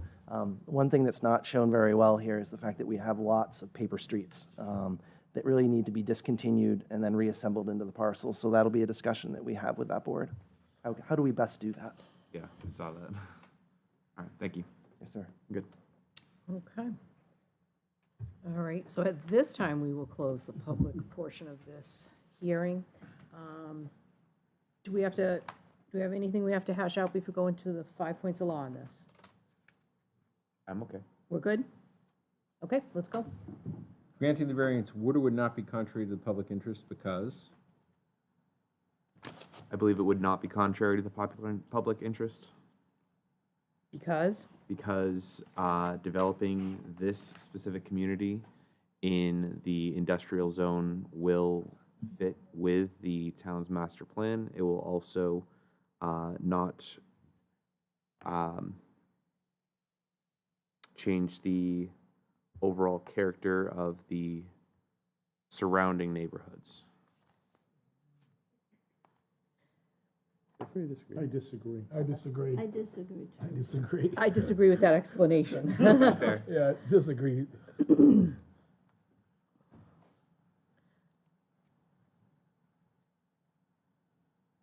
Would someone else like to express? Well, I would say I disagree because the character of the neighborhood, if you call it a neighborhood, is industrial. That's what that area is. And this will change the character. This will add a whole new element. I'm not saying a bad element, but a different element, and that will change the character of the neighborhood. This will become a very different place than it currently is.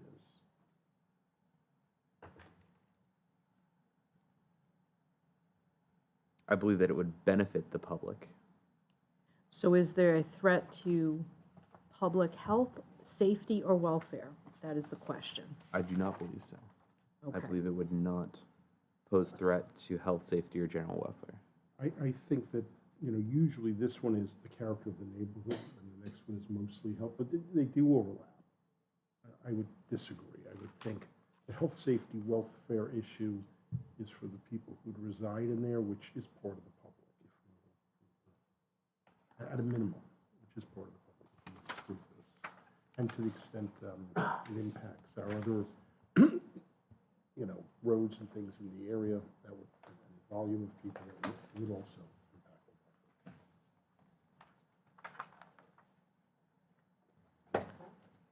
the So I'm sorry, you're saying it is contrary? Is that what I'm Yeah, hearing you say? I'm saying It's kinda hard to hear something. this is going to change the character. So it is contrary? Yes. Yeah, okay. I agree with that. So I have contrary, contrary, Not contrary. not contrary. but Chris isn't voting. Oh, that's right, I'm not voting, You're yeah. not I'm sorry. voting, You can contribute to the discussion. Of Right. course. but you're not voting. Contrary, contrary, Contrary. contrary. That's it. That's it. For the record, I say it is not contrary I agree with you. to public health or safety and welfare. All right, so the ones that say that it is, your statement for saying that it is because, Mitch? Back to my notes. Well, this, I said that it changes the character of the neighborhood from a industrial area to a mixed-use area, or in this case, a residential area. So how are you voting on the first 5 points of law, that it is? You can't say that. It is contrary, but everything else is okay. What is I your? didn't say everything was. Oh, okay. So just, can I add one thing? Sure, you can add to the discussion.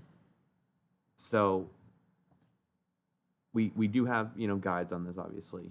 And one of the things that it specifically has to meet, it doesn't have to be demonstrating a public benefit, but merely show that there is no harm to the public interest if granted. That is the exact verbiage. That's correct. So by voting and saying that it will be contrary to the public interest, you believe that there will be harm to the public interest. Okay. Okay. So Robert, you say yes that, for the first point of law, that there will be harm. Yes. Mitch, you say there will be harm. I say there will not. I say there will Not. And Madam- there will. Madam Okay. Chair, I apologize. I realize I'm out of order and that you've closed the public hearing. Our team was not aware that we were going to have a recusal from this board, and whether or not that is influencing the final decision of the board, and whether or not it would make sense for our team to continue this application and come back at a later date, such that we would have the full order of the board or have an understanding as why the individual had recused. Okay, so the recusal was done before the hearing was started. You were perfectly aware of that. That recusal has nothing to do with any of the discovery that we've had so far. Understood. Okay. You are only allowed under our zoning regulations to provide or to plead your case and only one shot at it. Understood, One bite of the apple. Understood. Understood. And that's given the work and effort that's gone into this project. Wanted to make sure that the board understood that we're asking for the idea of this project, the opportunity to bring this forward to the planning board to show that this is a viable project. The concerns that we've heard thus far from those in opposition really have to do with site plan. Our hope was that relative to this use, and we realize we may be a little bit ahead of the time on the zoning, and that's why we focused on the master plan. Your master plan is supposed to be the guiding document to this community. And this is in keeping with that. We've heard from your staff, we've worked closely with them throughout the duration of this project, shoot for almost a year, to show that this type of project is right for this community, that your zoning is moving towards this. It sounds as if it's more of a when will this happen, not if this will happen, and that's in relationship to the zoning catching up to the master plan. So I guess I would make the impassionate plea that as folks are rendering their decision, that you are not making the final decision as to whether or not this project can happen. You are making the initial decision to give it the opportunity to exist. You had the opportunity, prior to me closing the hearing on the public portion, because of the outcome in your request, because we have a recusal of the board, and that influences what is going on, is not justified. Understood. So I'm going to put that right out in the open. Understood, Madam Take Chair. high offense to that. It was not intended to be Because- offensive in any okay, way. I because apologize.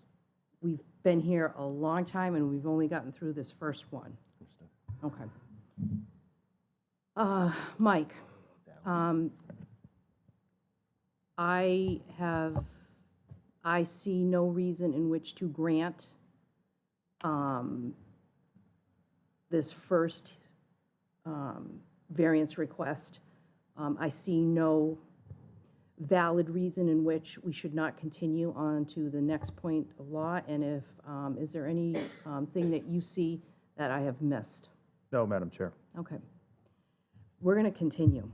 Understood. All right, we have 3 for the first one, and reason for, it will alter the character of the neighborhood. Well, it's not my vote. Yeah, that's, okay. Right. So that's for the record, all right. And you've got that written down. I've circled wood a long time ago. Okay. I'm waiting for the woods to give me their reason. They said altering the character of the neighborhood. Okay. Was there safety concerns, you two? I think so. Irene, did you have a safety concern? And safety I think concerns? so. Could you please be specific? Safety concerns? For people who would live there, for people who are entering or exiting that neighborhood. This is the residential area. With regard to the fact that you're placing a residential area in an industrial area, there would be safety concerns. I don't know if that.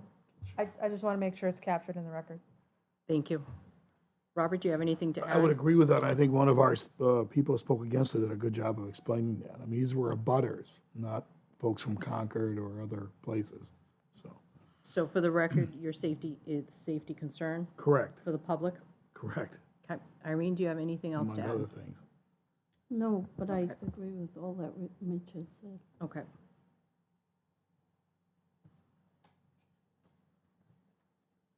Spirit in the ordinance would or would not be observed because?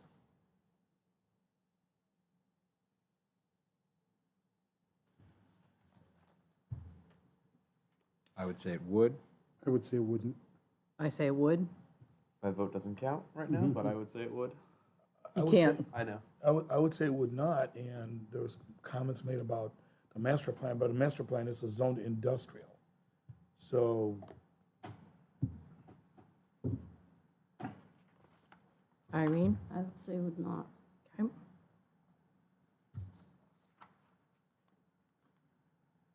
And the reason? Safety and welfare concerns. We talked about earlier, similar. I would agree. The same concerns you expressed in one? Yes.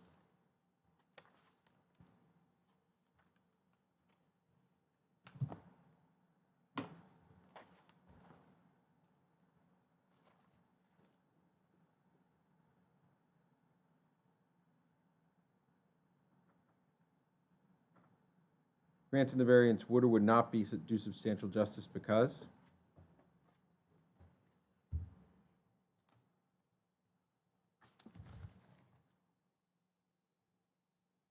I would say it would.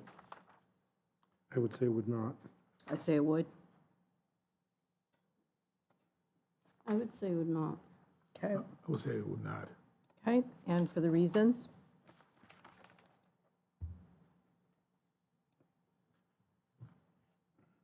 I think by locating this large community in an industrial zone, the public would lose more than the applicant. The applicant can put other things in the zone, but this is an industrial zone, and the public would lose more.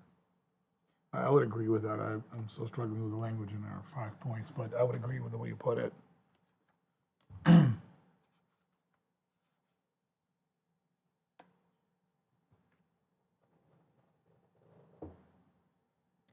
Do you agree, Irene? I do. Okay.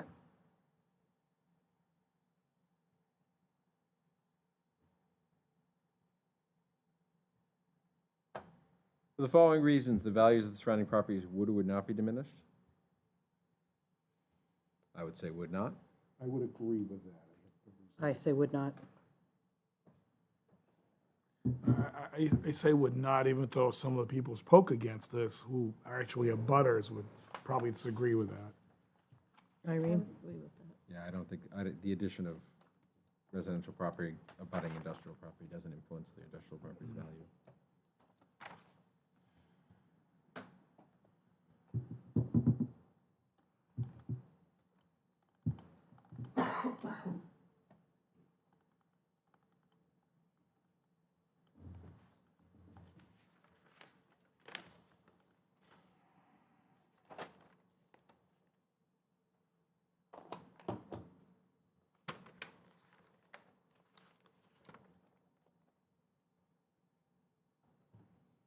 Owing to special conditions of the property that distinguish it from other properties in the area, denial of the variance would result in unnecessary hardship because there is or is not a fair and substantial relationship between the general public purpose of the ordinance provision and the specific application of that provision to the property because I would say there is not a fair and substantial relationship.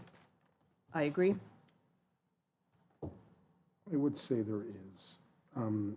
nothing is saying that they can't put industrial. In fact, they are putting some on the property. They never say they can't, they just say it would be difficult. So let me just look. I agree with that. I agree with that too. Okay.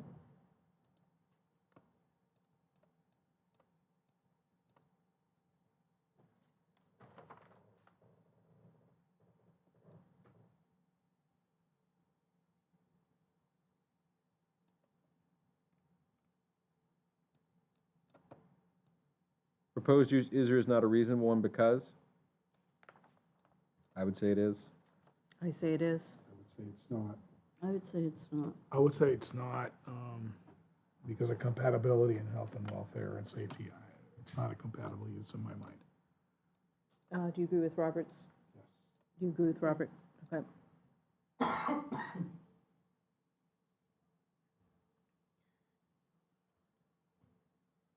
Someone like to make a motion? I apologize, Jackie. It's okay. That's your line. It's okay. Someone like to make a motion?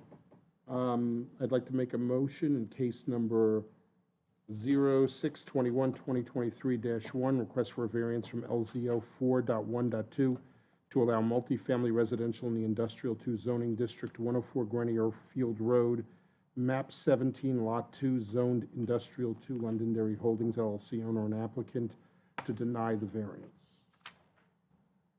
Do I have a second? I would second. All those in favor? Aye. Aye. Against? Aye.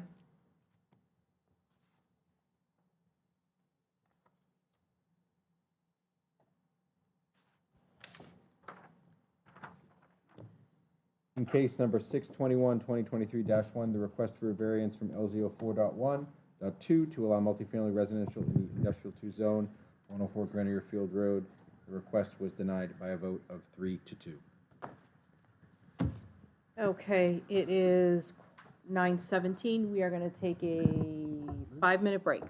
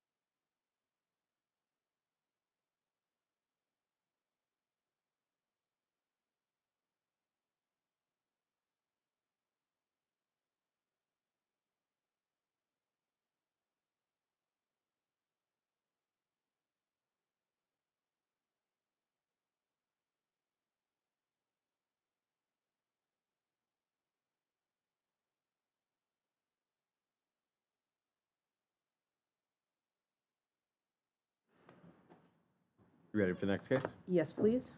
Case number 621-2023-2, a request for a special exception from LZO 4.1.2 to allow a group child care center in the Industrial 2 zoning district, 6 Akira Way, map 28, lot 31-6, zoned Industrial 2, Londonderry Holdings LLC, owner and applicant. Madam Chair, we would request to continue the remainder of our items that are on the agenda tonight, please. Okay.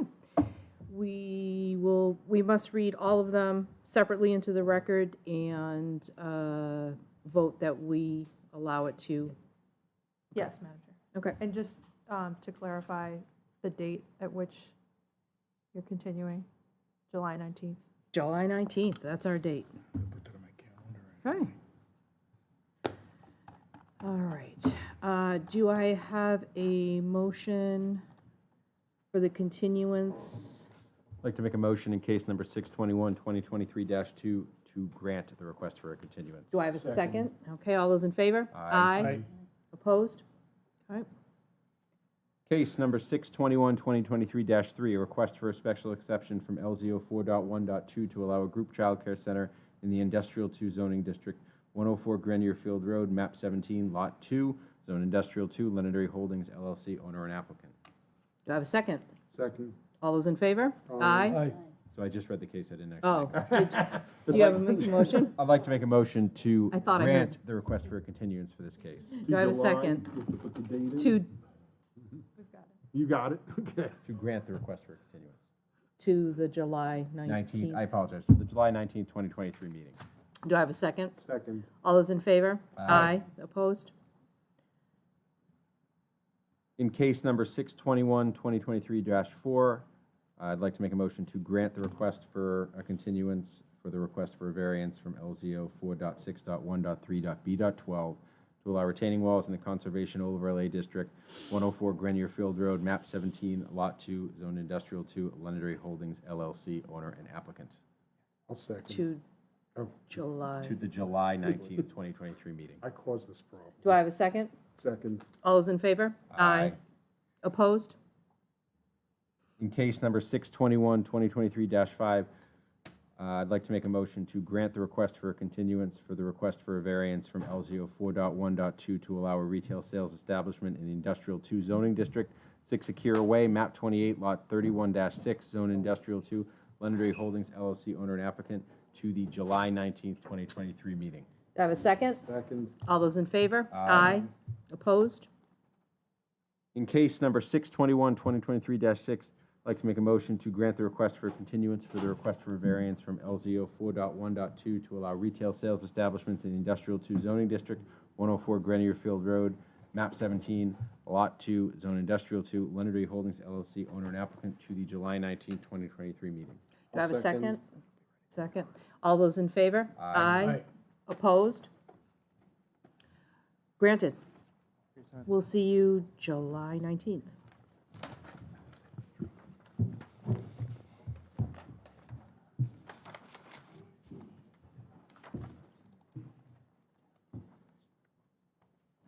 Ready for the next case? Let's do it.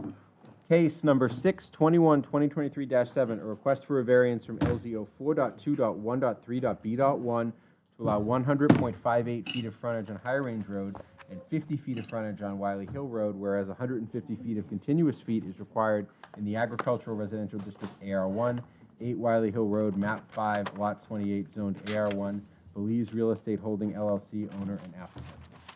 Madam Chair, I need to recuse myself. Okay, thank you. 1, 2, 3, 4. Chris, you will be a voting member for this case. Robert, you'll be an alternate. Welcome, and please state your name and address for the record. Good evening. My name is Doug McGuire. I am with the Dubé Group and here representing the owner and applicant. And my name is John Weigler, lives at 74 Page Road in Londonderry.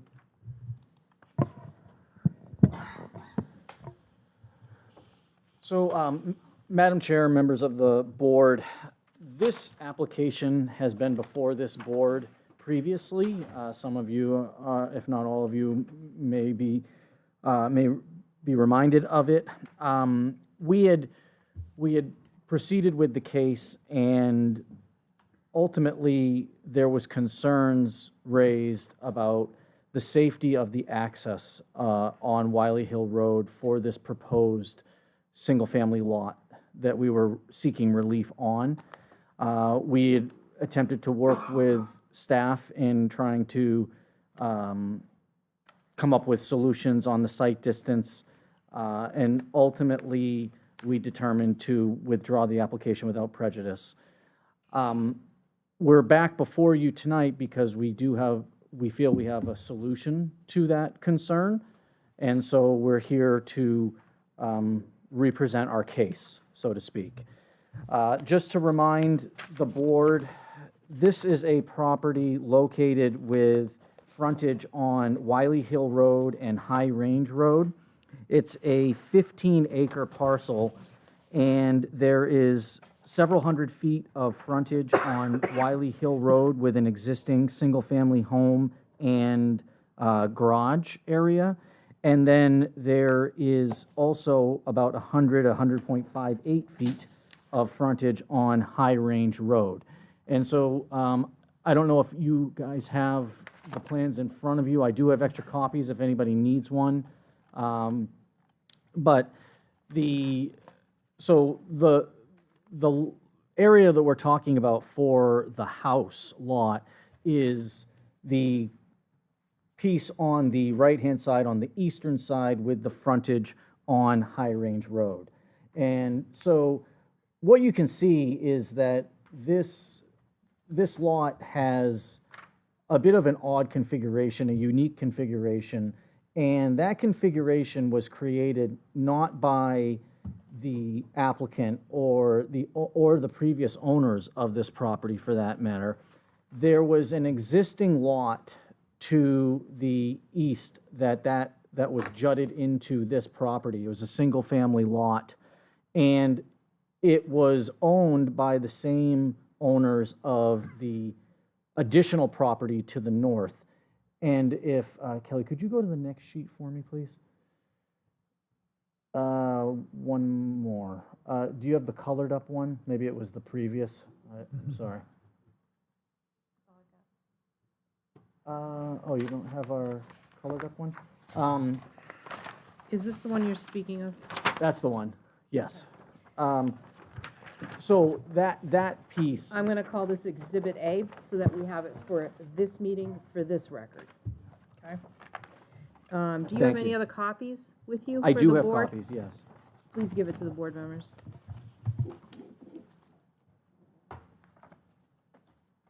Great. And I'm going to give this.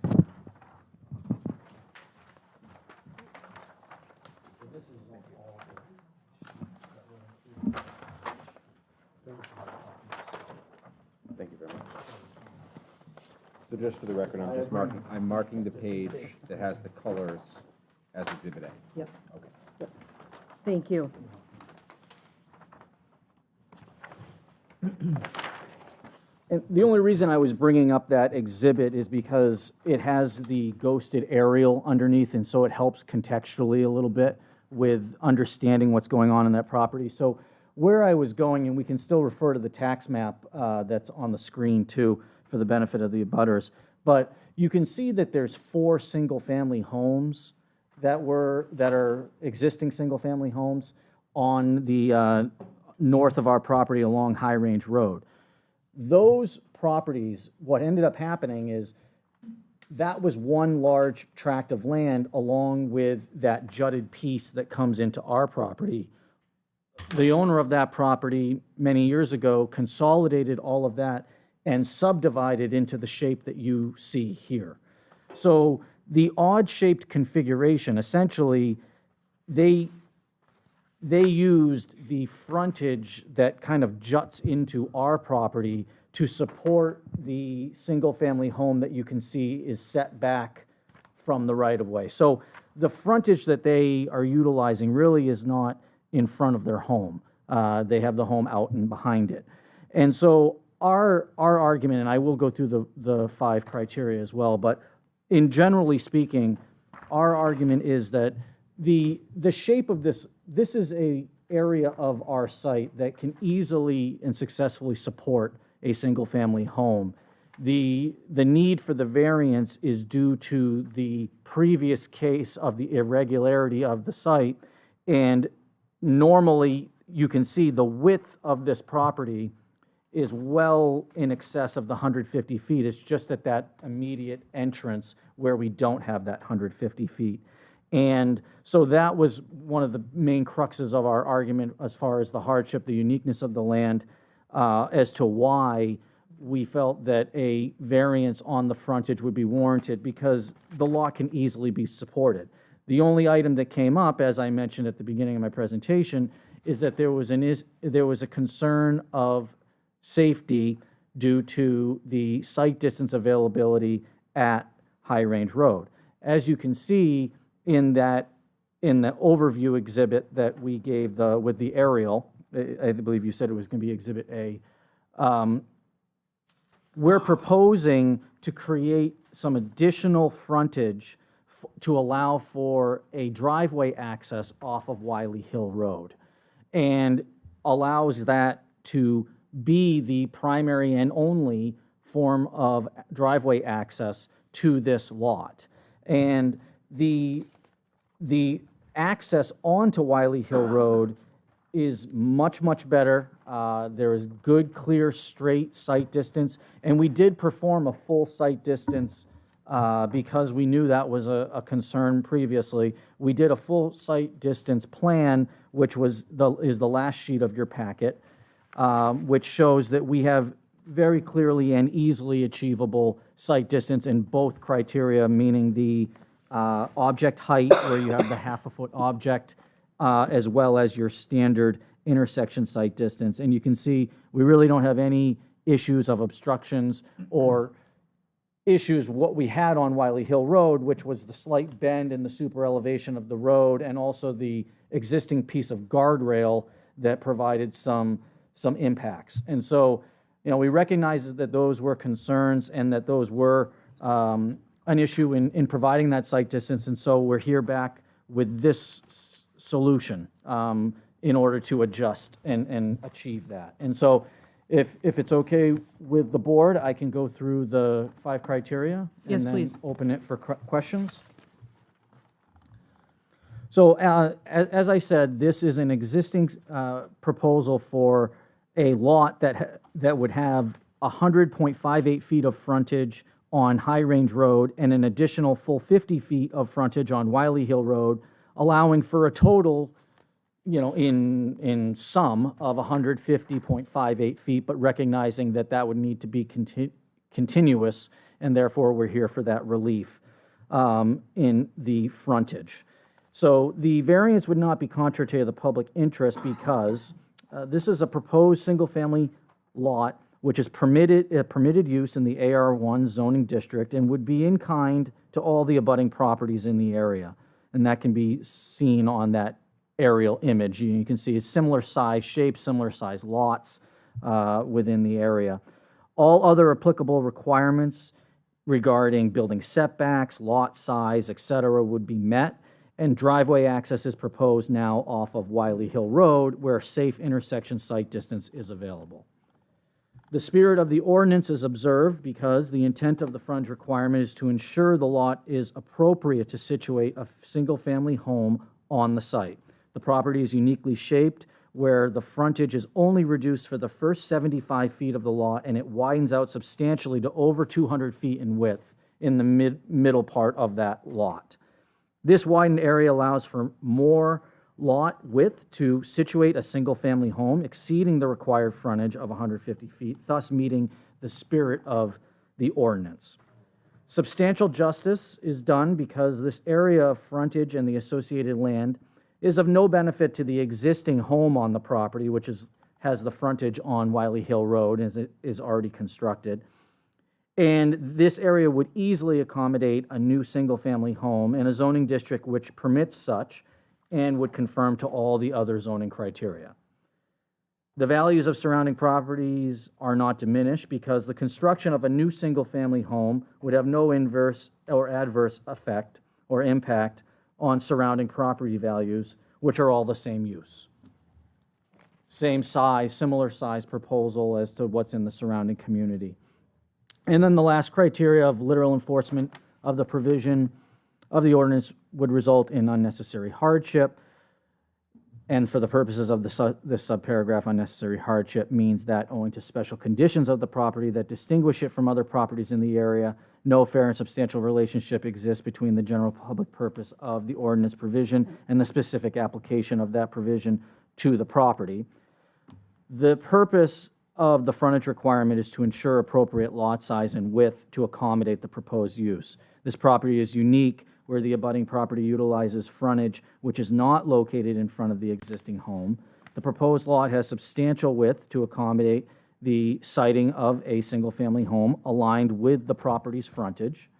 And due to the existing lot geometry, the reduced frontage requested will have no impact on lot width and lot size. The proposed use is a reasonable one. The variance would allow for a single-family home to be situated on a lot which meets all remaining zoning criteria in a zone which permits the use, surrounded by other existing single-family houses. The proposed use is reasonable. So with that, I'm happy to turn it back to the board and answer any questions that you may have on the application. Thank you. Any board members have any questions? There's an existing home there. There's an existing home on, with frontage on Wiley Hill Road, yes. So if you can see right where the hand is on the map, that's the existing, there's an existing single-family home on the lot.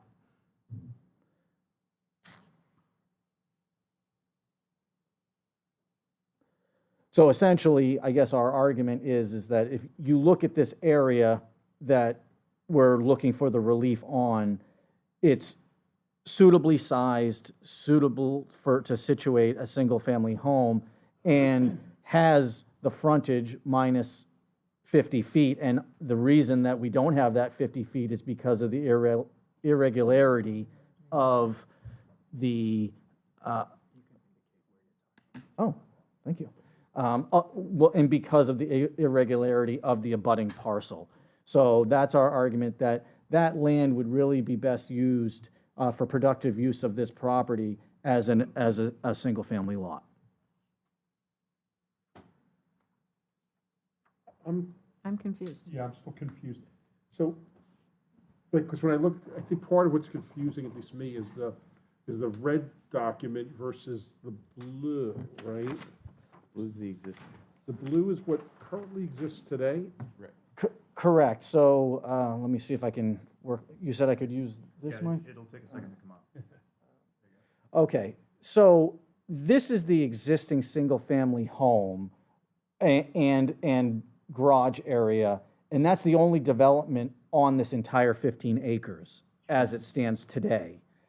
And yes, and I can understand the confusion now, so I apologize for that. So the lot in question is 15 acres, which is all highlighted in blue here, okay? So that's all one lot currently. The magenta graphic with the color is what we're proposing potentially to do. So there's additional new lots that could be created.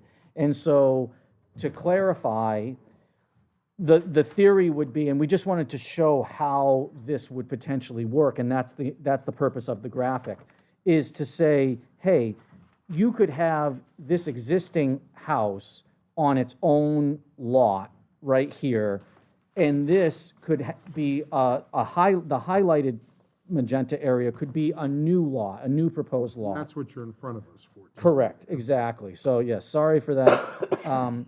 But essentially what we have is a virgin lot, 15 acres in size, with one existing single-family home. And where we're in front of you is to just request that potentially, obviously we need to come to you first, but if we were to get relief from this board, we would then perform a subdivision that looks like the magenta plan. So I'll just make a comment. I remember very well you guys coming here before, and there was a lot of opposed constituents that had, the primary problem was that the exit, the driveway for that new lot was going to be onto High Range. Correct. And the guardrail that's existing in front of the house that's right across from Wiley Hill had a sightline problem. That was the original issue, and it seems that you've solved for that by creating the driveway onto Wiley Hill, but you need a variance still because it doesn't have the 150 feet of frontage. On either. Continuous frontage. That's correct. I don't want to, we never got into deliberations at that stage, and I don't want to presume anything, but I felt that in the initial presentation, I was seeing some concurrence from the board on the uniqueness of the property and the hardship, and where there was issue was contrary to public interest, being that it could be a potential safety issue in having the driveway on High Range. And so that's why we withdrew the application to try to come up with a solution. And so coming back with the proposed access on Wiley Hill, that is no longer an issue. Regardless of how we vote, I appreciate the creative thinking. Thank you. So I have another question. So, and I'm still trying to make sure I understand the difference between the blue and the pink. Yes. So the house that's shown in the blue, was that the house that was going to exit onto Wiley Hill, or did that already have an exit onto? That's the existing house. Right. So this home here is the existing house. It has, and unfortunately, it doesn't show up on this tax map, but there's an existing driveway onto Wiley Hill right now. That gets, Existing garage that connects to that on this. So we're not proposing to demo that building. We would just subdivide that lot off and then also create a new single-family lot here with the benefit of having 50 feet of access along the side, which we checked, it all conforms and everything. It doesn't impact the existing house on the property as far as setbacks go or anything like that. So all the lots would work and allow us to get that 50-foot access to easily be able to get a driveway to provide access to that lot. and the other question I had was, that little yellow spot, is that a house? That's the garage? So that is the garage of the single-family home. So it was, okay, so you're going to subdivide and have a thinner piece that comes out onto Wiley Hill. Correct, and to be honest, we didn't contemplate that idea at the time because we hadn't finalized 100% all the survey of the site and know exactly what we had for frontage on Wiley Hill Road. But in analyzing that and looking at the rest of the property, we do have enough frontage to have a legally conforming lot to house the existing single-family home and still have access to allow to not have it's not an easement, it would be a legal piece of that property to be able to provide that access. So it sounds like you have almost exactly 400 feet of frontage on Wiley Hill currently.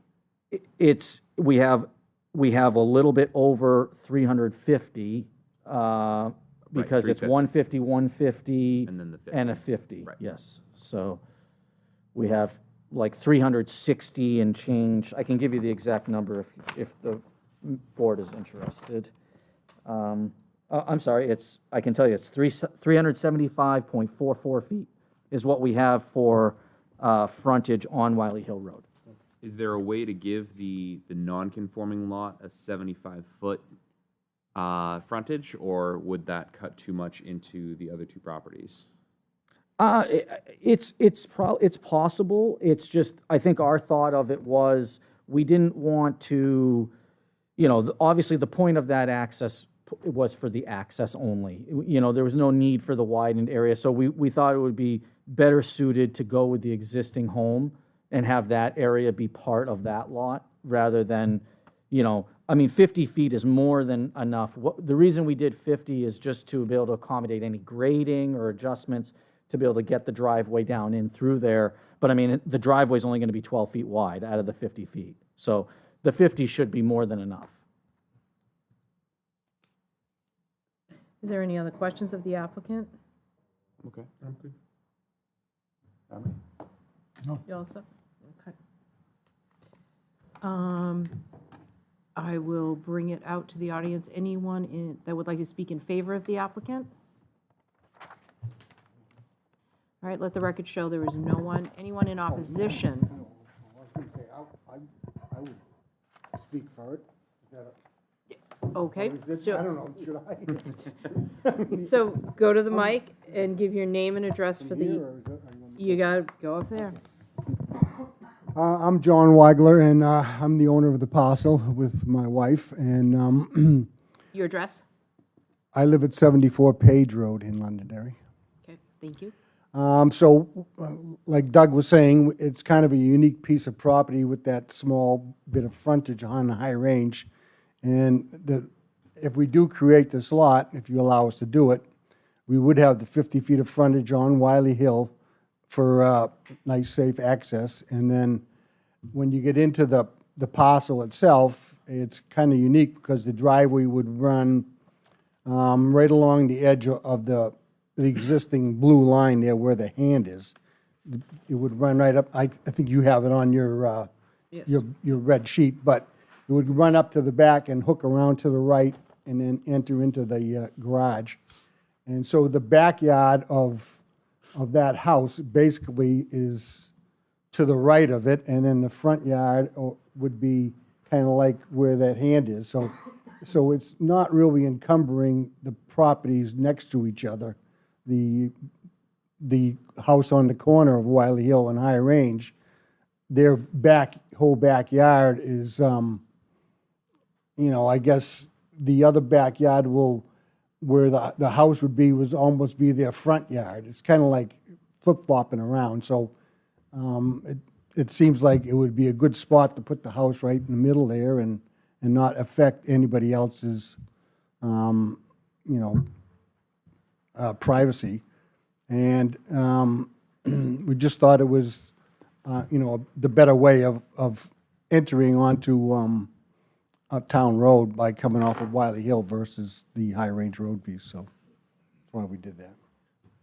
Thank you. Madam Chair, could I just clarify one item on that? Yes, please. So it's a good point that John brought up, but I would add to that, and obviously I'm sure we'll hear testimony from the abutters on this as well, but it does give some flexibility from how we're doing this access, because the garage is going to be a side load garage. So if the abutters were more concerned about wanting to have both front yards, we could easily push the house, because this hasn't obviously been contemplated by any buyer yet.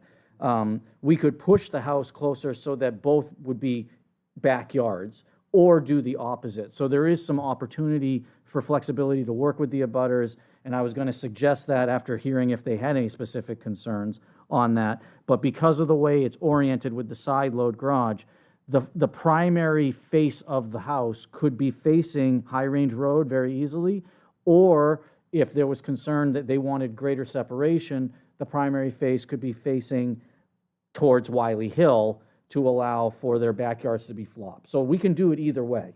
Just wanted to kind of make that clear. Okay. Is there anyone in opposition that would like to speak? Please come to the mic, state your name and address for the record.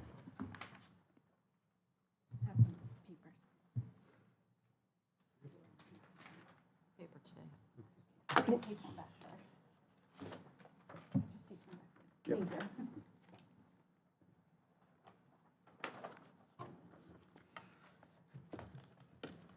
My name is Tiffany Macarelli. I live at 99 High Range Road.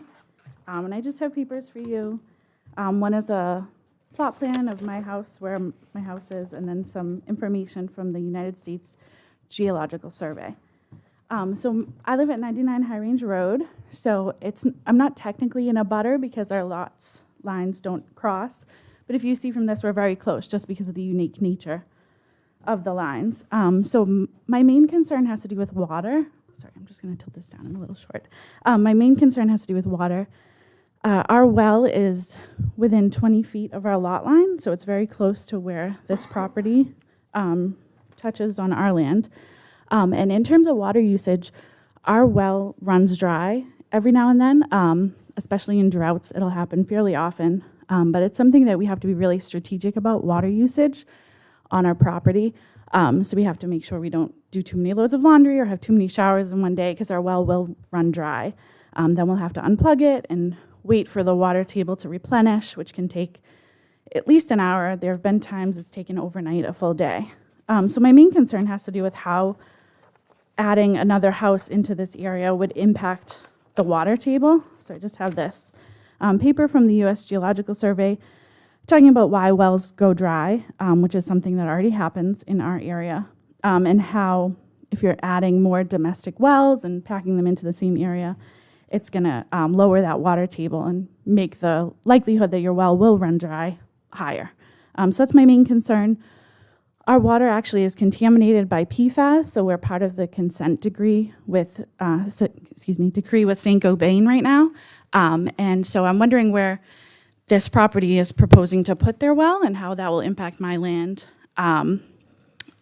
Also, we're not able to be hooked up to public water. So part of this decree is that Saint-Gobain is responsible for giving us safe water. And so we just had our house evaluated. They'll be installing a point of entry treatment system because we can't get public water. So really, those are my main concerns just in water usage, how that will impact us. Because of that, just speaking to the points of the ordinance, I'd say number 2, the spirit of the ordinance would not be observed because of the health impacts that it would have on my family in terms of not having access to water. And then number 4, the values of surrounding properties could be diminished if our well continues to run dry more and more often, which it already does. That would diminish our property value. And that's all I have. Thank you very much. I do have a question Sure. for you. So in your presentation, you're at 99 High Range. 99, yes. But there's one more house that is behind you. Yes. That abuts the property. Yeah, that so we're the house talking that about. abuts is Okay. 97. Okay. They sold us our house, those neighbors. So this was once one lot. Oh, okay. And it was divided into 2, which is why it's such a unique kind of shape like that. And, Okay. and it also why our well is so close to the property line is because it was originally one lot and then it was separated with our well closer to the line. Okay. So, All right. Thank you for that Yeah. clarification. thank you very much. Would you like to address the concerns for the well? Sure. Well, I mean, obviously, there's, you never know when you drill a well. We do subdivisions all the time, and sometimes one person they could go 1,200 feet, get no water, and then the other person goes 400 feet and gets the big geyser. As I said, the lot's over 200 feet wide, so your 75-foot well radius easily fits fully within the property with room to spare. And obviously, in drilling a well, it would have to meet the criteria to be a successful well, to be able to obtain the building permit to do it on the site. So, it was good to hear, and I don't know if John was aware that, there's contamination issues in that area. I mean, obviously, we would do the same point of entry type treatment if ours had, when we did the water testing, which is required anyway, as part of putting the well in. So I guess that's what I would say to that. Okay. Is there anyone else that would like to speak in opposition? Please come to the mic.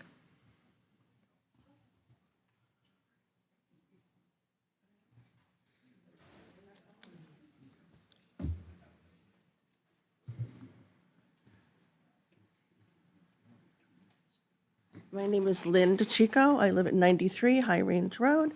I am the corner abutter. I submitted a letter this morning at noontime from my neighbor George Benson and gave that to the planning board. It's going to be read in once the public comment is finished. Okay, all right. I just wanted to check on that. Okay.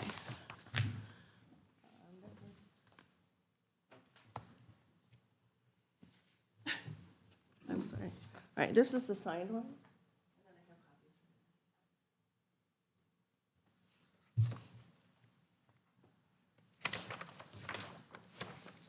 Oh, that's her letter. This is her letter. Okay.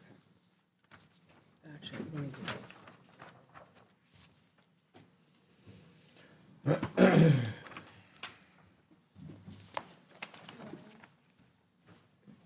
I got it.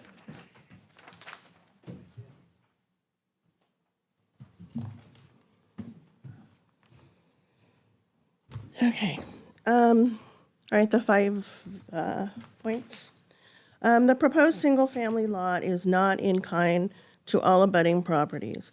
All of the houses in the neighborhood are spread out and have a natural buffer with trees and bushes for privacy. Because of the placement of the 3 existing houses, the shape of the lot, and placement of the proposed house, there will be 4 houses on top of each other.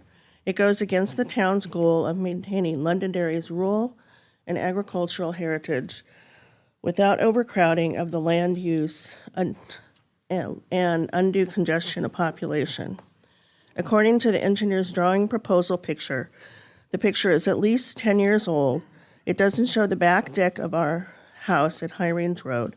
The picture shows a row of tall trees set next to our property where our house is, which were a natural buffer, but they were removed 3 years ago due to tree rot.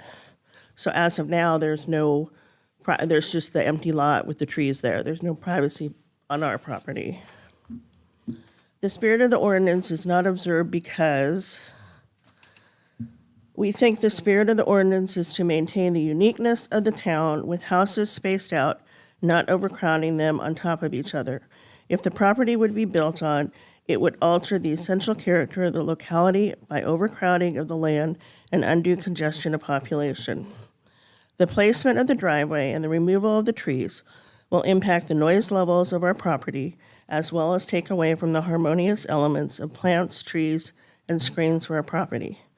The property width is about 200 for a short distance and narrows as it continues back. Number 3. Substantial justice is not done by granting the variance because when the property was recently purchased, the zoning laws were in place. Therefore, the developer and the owner and the engineer knew that the property shouldn't be built upon due to the frontage ordinance in Londonderry. The lot is a non-conforming property and was purchased that way. The property at 8 Wiley has an extensive lot of land to develop on the other side of the property. Number 4. The values of surrounding property will be diminished because putting a house on this lot will diminish the value of at least 4 other properties. Any and all privacy that we have will be gone, thereby substantially lowering the value and saleability of the property. When we purchased the property, we were told that the lot in question was a non-conforming property and could not be built upon because of the frontage, and our offer reflected that.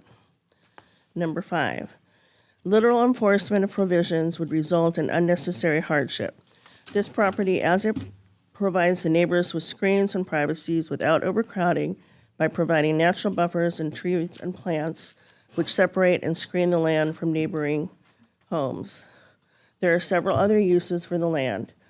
Conservation, there is a wide range of wild animals living there, including deer, raccoon, fishers, badgers, turkeys, rabbits, to name a few.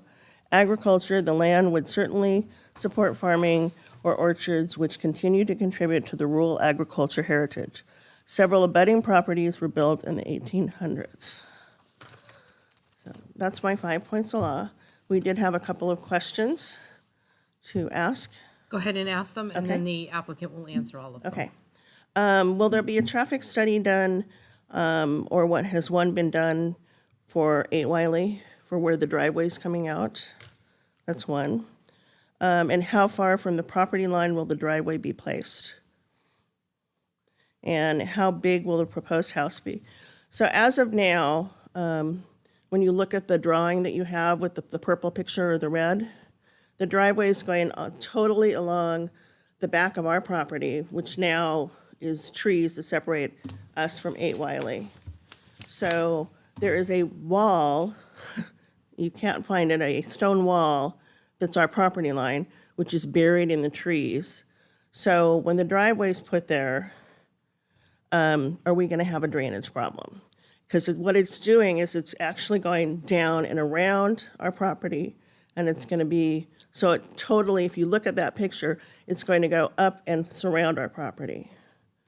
So that is a concern that we have as far as drainage goes, and how many of the trees are, I mean, obviously, there's a lot of the the trees are all gonna be gone.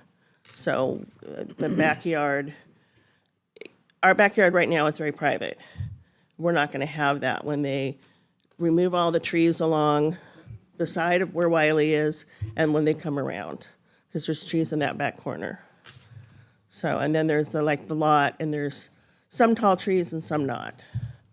So that's you my- are 93, which is the corner corner lot, house. which is Wiley and High Range. So you're the Correct. corner, okay.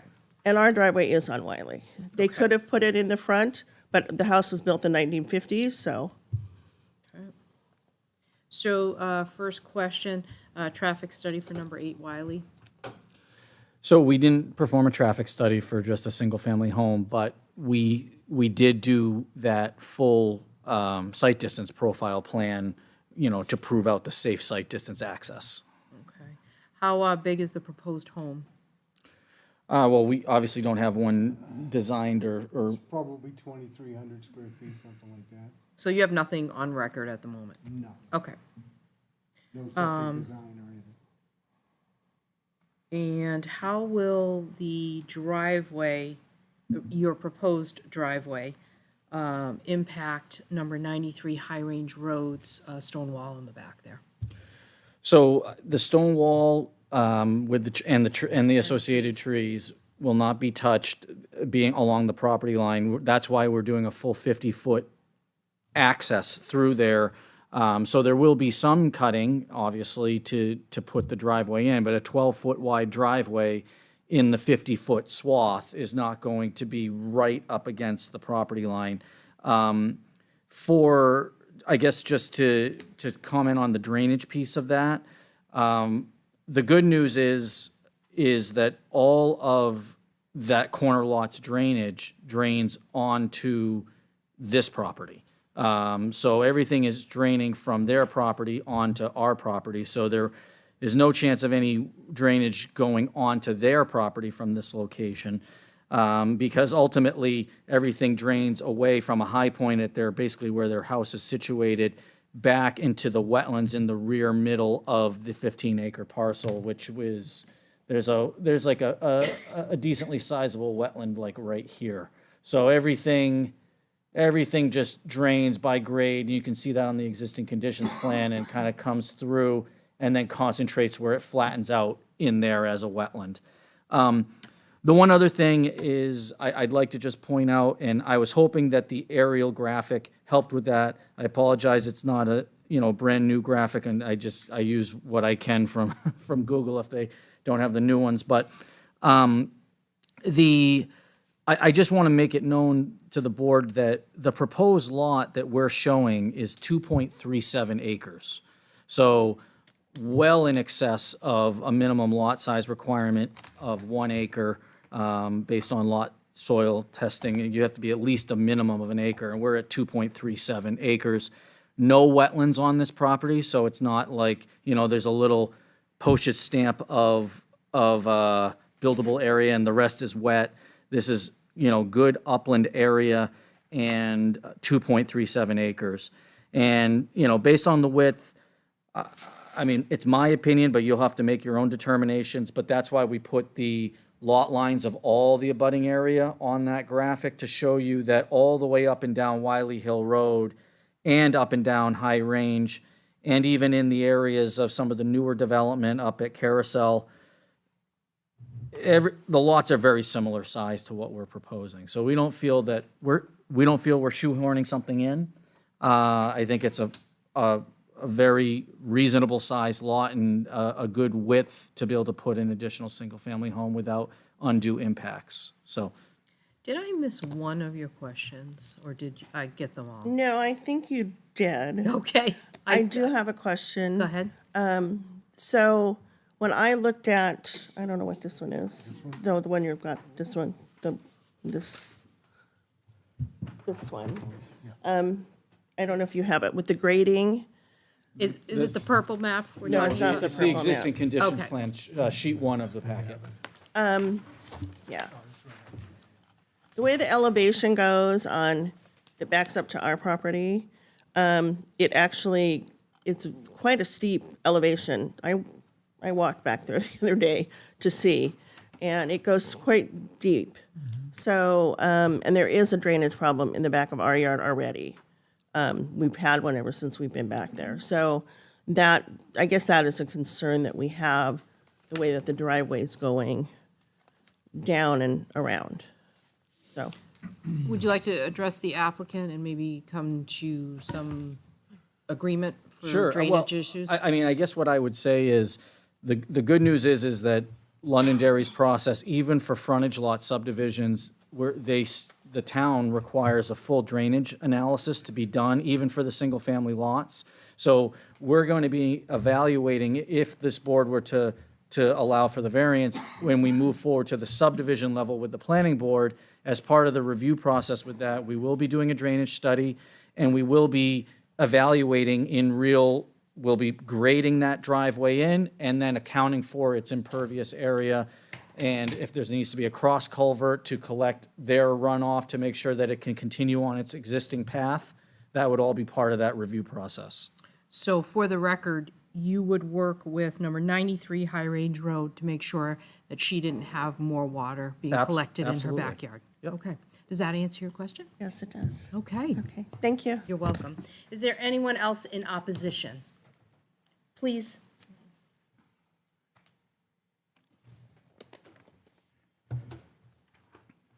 I'm Donald Ficken, number 12 Wiley Hill Road. It's Ficken. I have more a question than an opposition. I don't have the benefit of the magenta plot. Can you still hear me if I walk over here to this? Nope, the board can't, we have to keep you at the mic. I'm so sorry. Okay. I live at number 12. Now, on the existing part of the lot here, that 2.37 acres Yep. that fronts on High Range, Yes. to get to it, you're going to have to take out every foot of that road is going to require taking out woods. So from this lady's house to the existing house on number 8 is going to be absolutely nude. It's going to be an absolute sight line. Not that we can't lose a few trees now and then in this town, but all I'm saying is to develop that lot, that accounts for about 4.5 acres of this entire 15 acres. Now down at the left end of this property, you come to a cul-de-sac called Mont Vernon, and it's accessible there. And now they haven't mentioned what they're going to do with these additional 11 or 10 acres that they bought. Would you like to address the applicant's concerns? Sure. So we don't have anything finalized now at this point, but what I can tell you is the potential to extend Mount Vernon slightly to get additional lot development within the back area of the 15 acres is something that we're contemplating, just being upfront about that. That was previously discussed last time. I that you believe had we come mentioned up. it then, too. We did. I mean, I guess we were trying to get this part figured out and what is happening with the existing single-family house before we continue any further development. And we only wanted to go to the planning board with a subdivision one time. So this is really the first step. But that remaining area, we would be contemplating development on that. What I can tell you is that there are some existing areas on the site where this area, as I said, there's a large body wetland where this area flattens out right in here, and then that concentrates and goes down to the north, and then there's an additional finger wetland that goes through here. So, but the reason I bring this up is because it really doesn't make design sense to try to do any type of long road that, were to continue through this. One, we know we have a site distance issue at High Range, that's been well discussed. And two, we have this wetland piece. So that's a factor that we're weighing in, and that it doesn't make sense to continue through this area. So that's why we're looking at the development the way we are.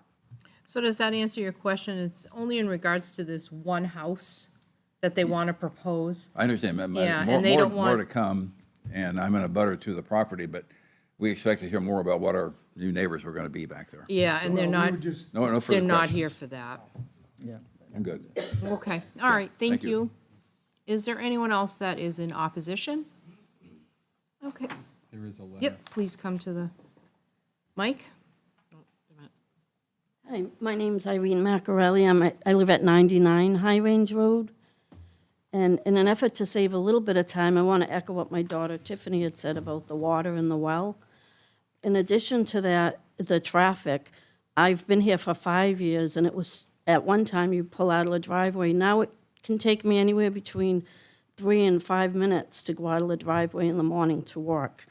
As far as overcrowding, it's definitely been becoming more and more overcrowded, so I just wanted to be heard. Thank you. Thank you. And we have one letter to read in the record. Correct. Oh, please come. I'm sorry. Thank you. Brian Donovan, 7 Carousel Court. If you could go back to the other plan, please, or...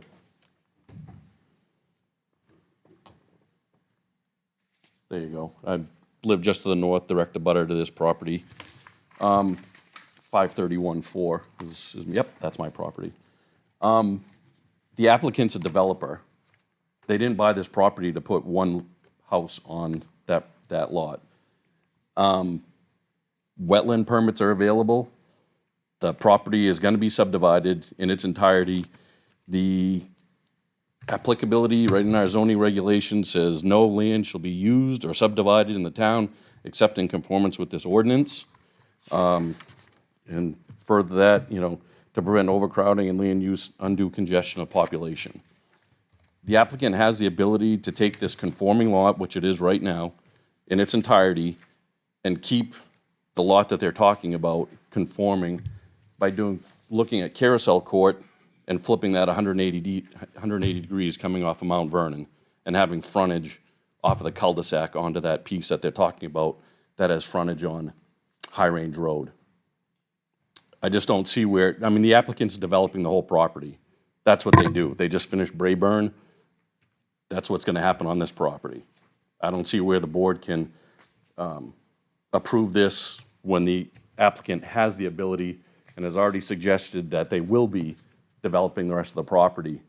It's in plans conceptually. It's going to happen. That's what they are. They're developers. So I'd just like to make that point. Okay. Any Thank you. questions or? Well, they're here for number 8 Wiley Hill. So we're not talking about any development. We're just talking about That's- the one house. Yep, but For- they have the ability to, But that's future, we're not here to even discuss that because Yep. that's not before us. Okay. We can only talk about and vote on what it is that's presented to us for this particular matter. okay, thank you. You're welcome. Thank you. Is there anyone else in opposition? Okay, we have one letter to read. Case number 621, 2023-7. The variance will be contrary to the public interest because the proposed single-family lot is not in kind to all abutting properties. All of the houses on the other properties are spread out and have a natural buffer with the trees and bushes for privacy. Because of the shape of the lot and the placement of the house there, it will be 4 houses on top of each other. It goes against the town's goal of maintaining Londonderry's rural and agricultural heritage without overcrowding. 2, the variance will be contrary to the public interest because we think the spirit of the ordinance is to maintain the uniqueness of the town with houses spaced out, not overcrowding them on top of each other. 3, substantial justice is not done by granting the variance because when the property was recently purchased, the zoning laws were in place, therefore the developer knew that the section of the property shouldn't be built upon due to the frontage ordinance in Londonderry. The lot is a non-conforming property and was purchased that way. 4, the values of surrounding properties will be diminished because putting a house in this lot will diminish the value of at least 5 other abutting property owners. Any and all privacy that we have will be gone, thereby substantially lowering the value of saleability of the property. When I subdivided my original property and built my present home on 97 High Range Road, my intention was to have more privacy and maintain beautiful woods and shrubs that surround this property. We have enjoyed our privacy and tranquility of being set back on this lot. 5, literal enforcement of the provisions would result in unnecessary hardship. This property, as is, provides the neighbors with open space, not overcrowding. There are other uses for the land, conservation, there is a wide range of wildlife on the proposed lot. Agriculture, the land would certainly support farming or orchards which continue to contribute to the rural agricultural heritage. Several abutting properties were built in the 1800s. George T. Benson III and Cecile B. Benson. Thank you. This parcel dates back to when?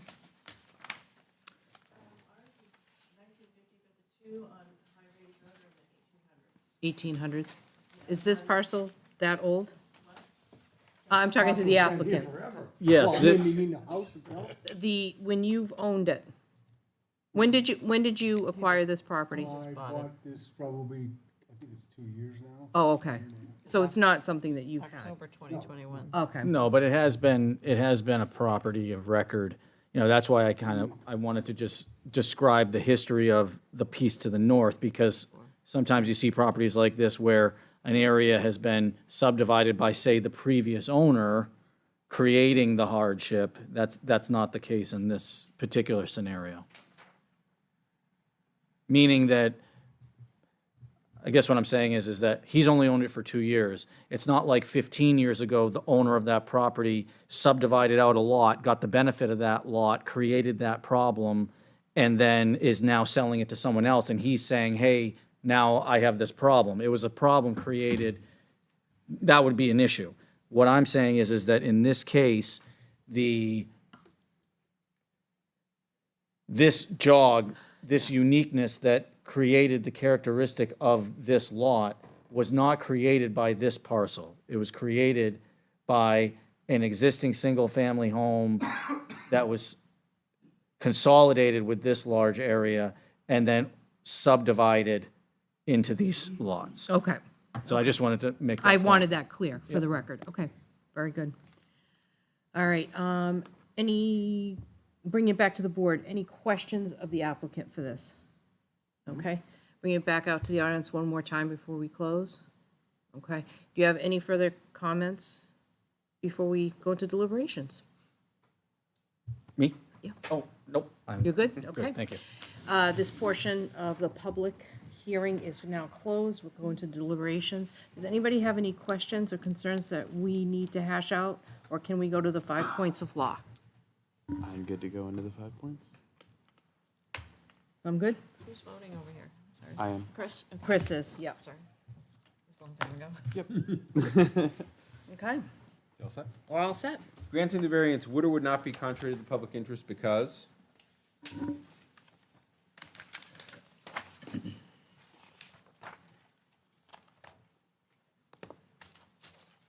I believe it would not be contrary to public interest. I do not believe that there would be harm to the public or alter the essential character of the neighborhood. I agree. I agree. I agree.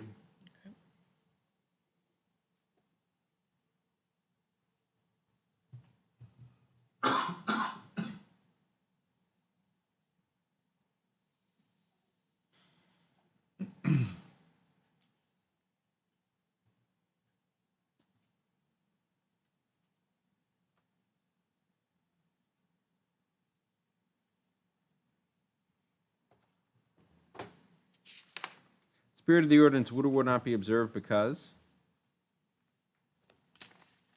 I would say it would. I agree. I agree. For the reasons, Same reasons as one. no altering of the character of the neighborhood, No, it's health, safety, or and welfare. no health or safety concerns. I agree. With the site plan that they did, I feel like they've done their due diligence on that one. So I agree. We all agree? I agree. Okay.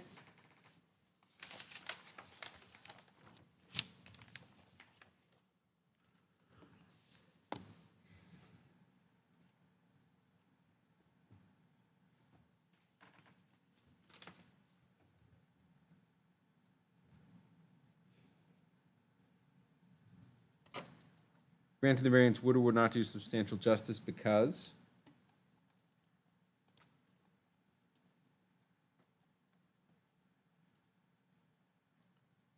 I believe it would do justice. And I believe that the loss to the individual would be greater than the gain to the general public of it not happening. I agree. I agree. I agree.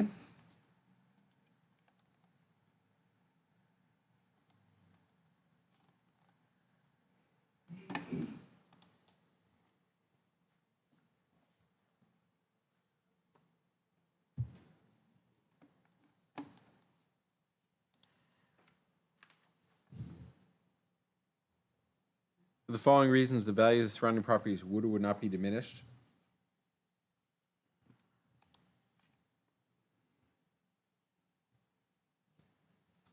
I would say we're not.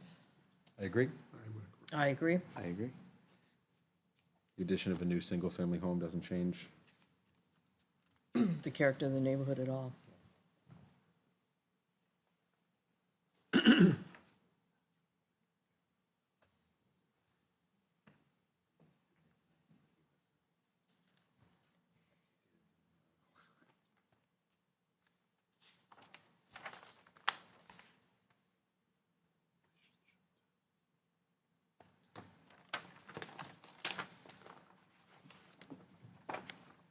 Owing to special conditions of the property that distinguish it from other properties in the area, denial of the variance would result in unnecessary hardship because there is or is not a fair and substantial relationship between the general public purpose of the ordinance provision and the specific application of that provision to the property because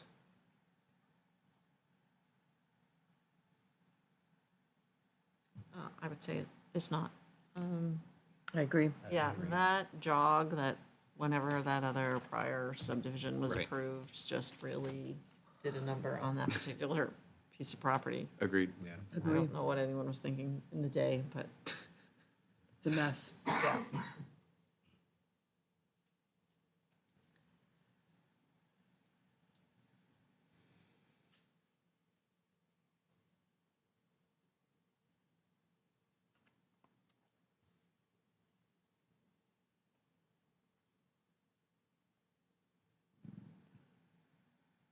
Anything more specific than that, just do the unique. Okay.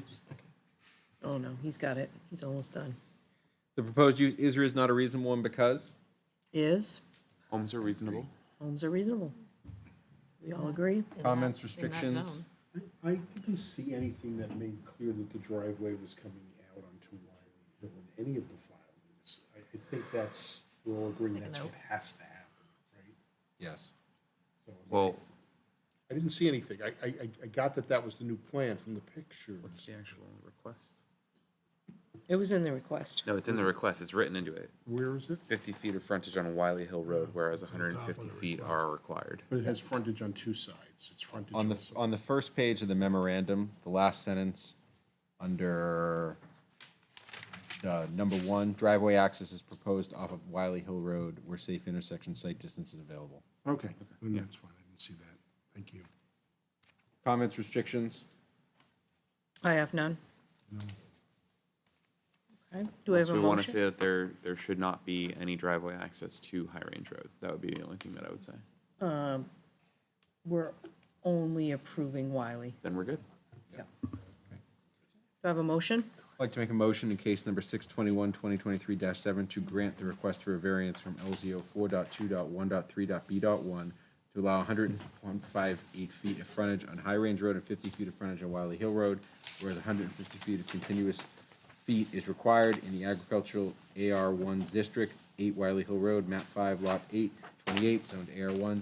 This is Real Estate Holding LLC owner and applicant to grant the request for variance. Do I have a second? I second. All those in favor? Aye. Aye. Opposed?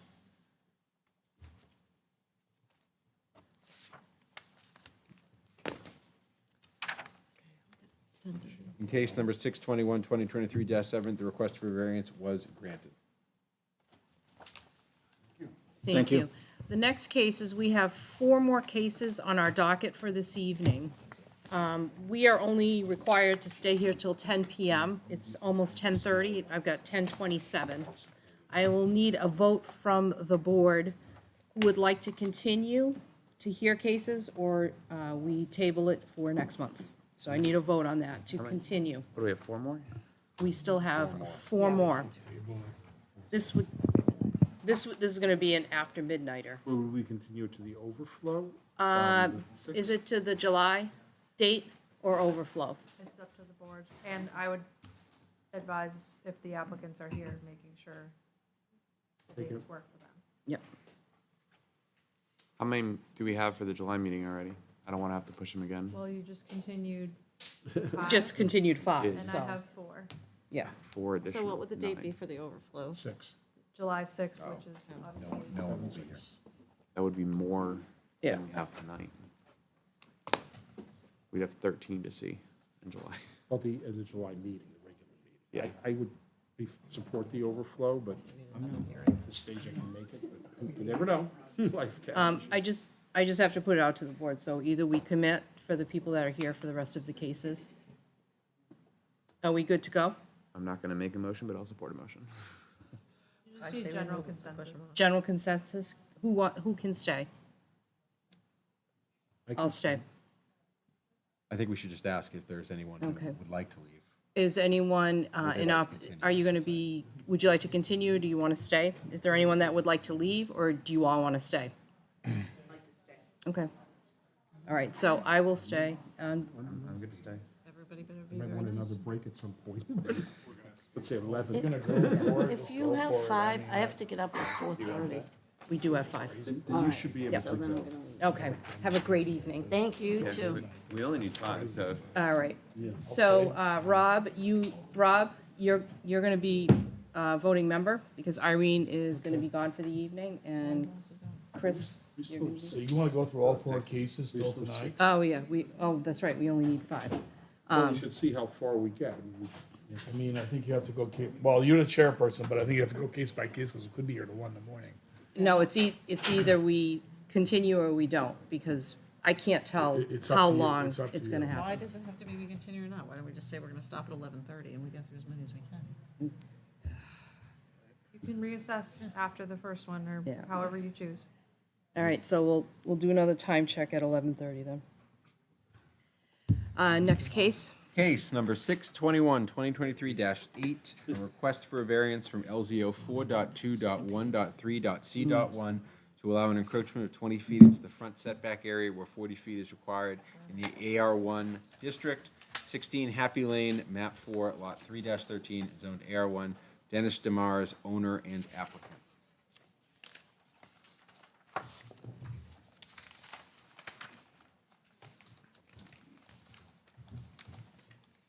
And please state your name for the record and your address. Hi, Dennis Demers, 16 Happy Lane. Please proceed. So I'm looking for a variance to build a garage on the left side of my house, to have it closer, to have it 20 feet from the driveway, from the street, because it's a little too steep and when you go further back, so I'd like to keep it closer to the street. I'm gonna go through the points. You can, go ahead. So, one, the variance will not be contrary to public interest because it does not change the essential character of the neighborhood nor threaten health, safety, or welfare to the general public. Two, the spirit of the ordinance is observed because it would not alter the essential character of the neighborhood nor threaten safety, health, or welfare of the general public. Substantial justice is done because the loss to the applicant would outweigh any gain to the public. The values of surrounding properties will not be diminished because the essential character of the neighborhood is not altered. In addition, will improve the character of the home. And then the enforcement, no fair and substantial relationship exists between general purposes of the ordinance and specific application of that provision of the property because the property is unique and there is nowhere else on the property to place the garage. And the proposed use is reasonable. Thank you. Any questions of the applicant? I do. So that Go ahead. application did not give us a whole lot of detail. That was just reiterating the criteria that we need, so I'm gonna need more than that. Please Why- ask. Why this area? Why not someplace else? Because the way my lot is, if you look at the plot plan on the right side, there's a very steep hill where I could put it, and I'd have to, the foundation would have to be, So your plot plan's not gonna show me a steep hill, but go ahead and But- tell me. yeah, but say, on the right side, there's a steep hill, so the foundation of the garage would have to be really high. And on the left side, I'd like to put it, I wanted to put it next to the house, far back, but that's where my leach field is. So I have to go to the left of the leach field 15 feet. So then I have to go over there, and then I don't want to push it back because, again, my property kind of drops down in the back. So the further back I go, the bigger the foundation has to be. So I move it closer so the foundation doesn't have to be as large. Are you at the end of a dead-end street? Yes. How big is your lot? 1.5 acres, I believe.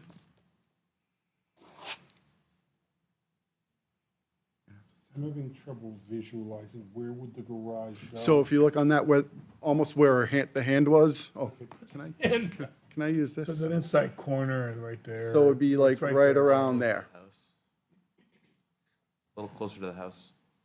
Yeah. Yeah, it's right in this area right here. Because this side over here, where all these trees are, is very steep. Again, you can't see it with the overhead view, but it's very steep. And it'd take a lot to build a foundation there. And then my leach field is right here. So I can't put it here. I'd have to put it over here. And then again, it drops down here after the leach field, because the leach field's up high and it flows down. So then I want to keep it a little forward so I don't have to build so much foundation. Is this going to be an attached garage or? No, is it's detached. Detached. Oh, okay. What is the size? 24 by 28.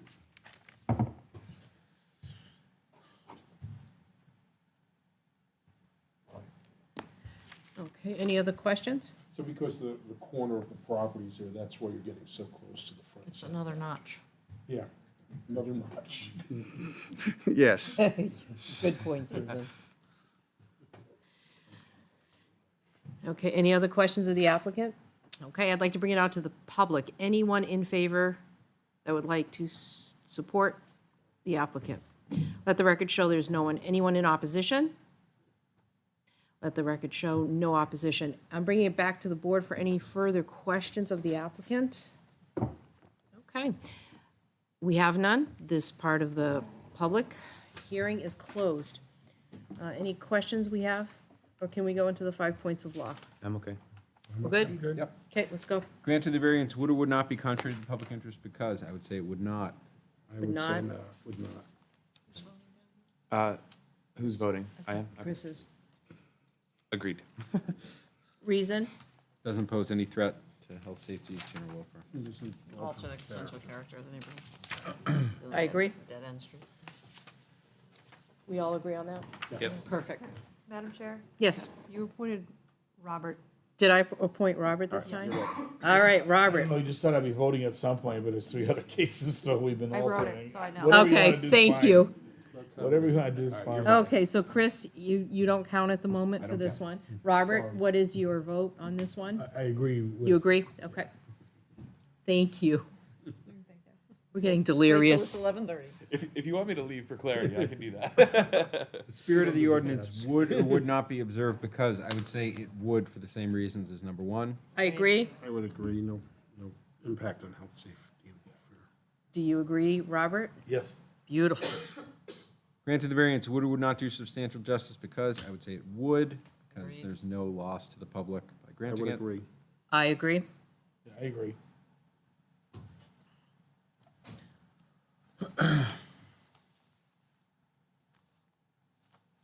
For the following reasons, the values of the surrounding properties would or would not be diminished. I would say would not. I would agree. Agreed. Agreed. I agree. Adding a garage doesn't diminish property values. Agreed.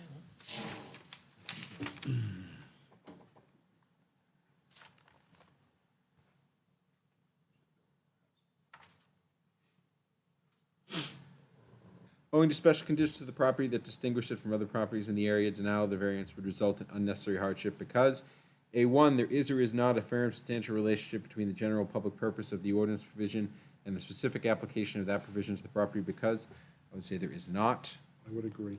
Agree. given Agree. the steepness of the property on multiple sides and the leach field. And the uniqueness of the jog that he has. The notch. Seems to be a theme this evening. Yes.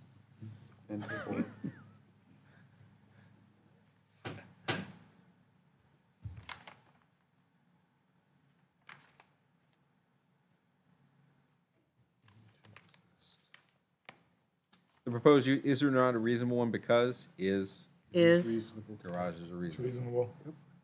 Comments, restrictions. I'd like to put that as presented, the garage shall not be any larger than 24 by 28 as presented. Okay.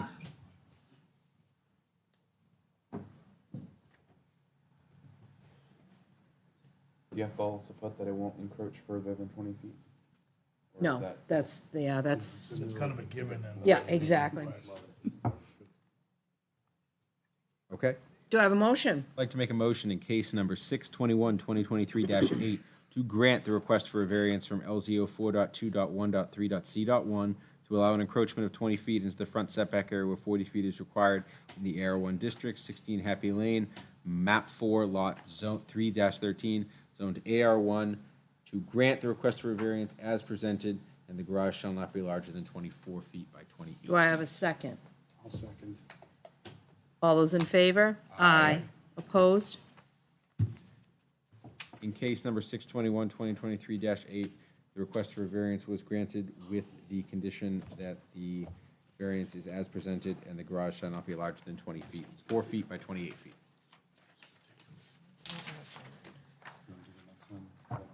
Oh, whatever you want to do is fine. You're all set. I'm easy. You're all set. Can You, I start building? like- Will I get home now? yep, you contact the building department. Yep. Yep, Yeah, and just, that's all right. Yep. Thank you very much. If we go through them quick. Ready for the next one? Ready for the next one? Case number 621, 2023-9, a request for a variance from LZO 4.2.1.2.a to allow a motorhome, travel trailer, or similar recreational vehicle to be used as an accessory living space in the AR1 district, 17 Brewster Road, map 13, lot 112-1, zoned AR1, Ross Williams, owner, and Gavin Williams, applicant.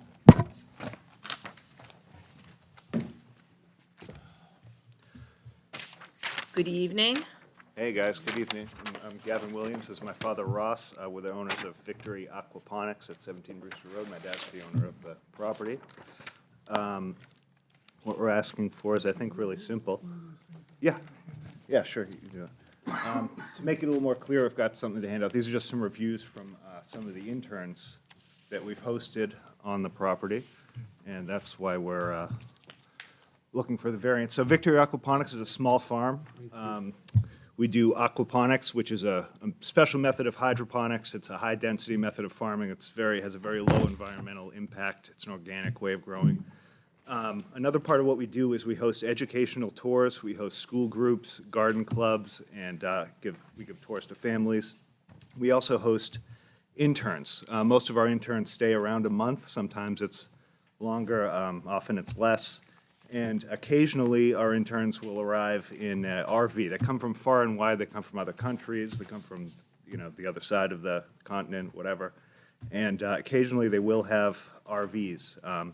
So for about the past 10 years, we've been hosting interns, and we just want to be able to continue doing it as we have. So 17 Brewster Road is on a dirt road. I believe you call it a Class 6 road. It's a dead-end road, and we don't think it impacts the neighborhood negatively whatsoever. I think we provide quite a service to the community for a lot of obvious reasons, so I think that's about it.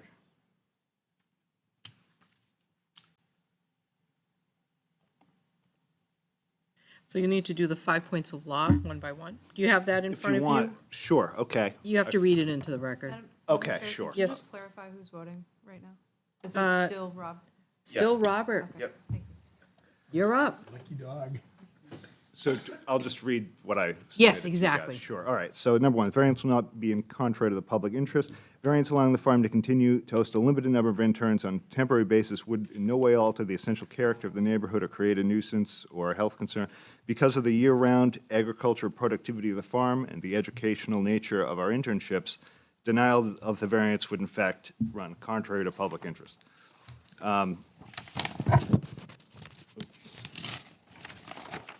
Number two, the spirit of the ordinance is observed. Granting this variance to 17 Brewster Road would be right in line with the objectives and characteristics of AR1 because it would protect the long-established agricultural productivity and infrastructure developed on this land, 17 Brewster. Agricultural development on this land includes our 6,000 square foot aquaponic greenhouse. In addition, a second greenhouse, a second well, a small road and other infrastructure has been provided recently by the USDA. Number 3, substantial justice is done. Literal enforcement of the zoning ordinance would mean the loss of the property owners and Victory Aquaponics LLC's investment in the farm at 17 Brewster. This would be a loss to the general public's access to sustainable local food, which we grow year-round. Number 4, values of surrounding properties are not diminished. A variance granted to 17 Brewster to continue to host interns would not alter the appearance or character of the property or neighborhood.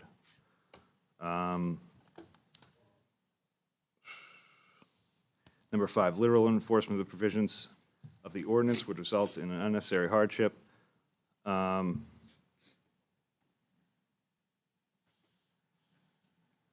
not sure what I typed here and what was the question I'm answering. Sorry. It's late. Yeah, relief can be granted to this property without frustrating the purpose of the ordinance. That's my answer for AI, A-double-I. The farm at 17 Brewster has hosted and housed interns on a temporary basis for many years.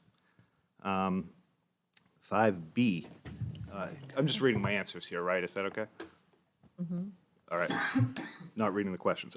The operations of the farm at 17 Brewster have become inexorably linked to a network of agricultural interns through the WOOF organization. Literal enforcement of the zoning ordinance would make the farm unable to continue operating. That's it. Worldwide workers on organic farms, and that's what, so we're providing training to future farmers. So, if the board doesn't mind, I'm going to start the questioning. So you have, what do you have there now? What do we have here now in Yeah, terms of, for well, we have living. a farm? No, for living quarters, which you're coming, They live Yeah. in the house, our house as guests. so you want to put, so the structure we see in our tax map, our building photo is a home, that must be your home.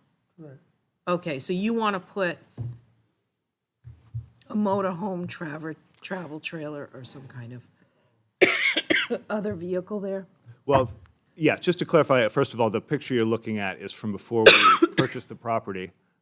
It's somewhat of a representation of the way it looks now with a motorhome at the moment. But it so happens that at the moment, we're hosting a pair of volunteers who did arrive in a motorhome. It's not always the case that there is a motorhome on the property.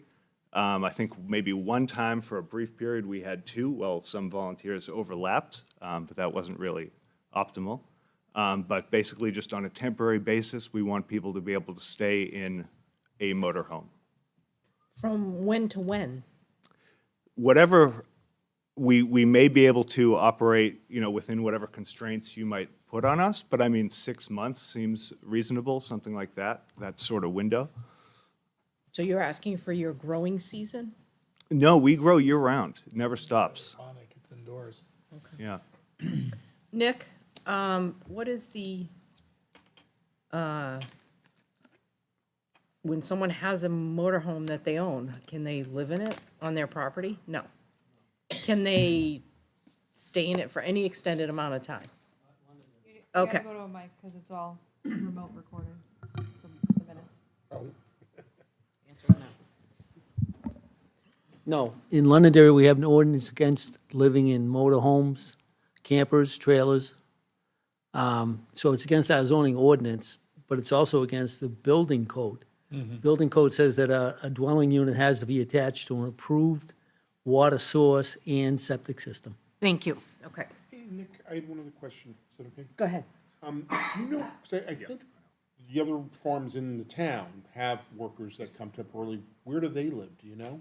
Well, you had Max, but they have a house, when they had migrant workers, they have actual house there.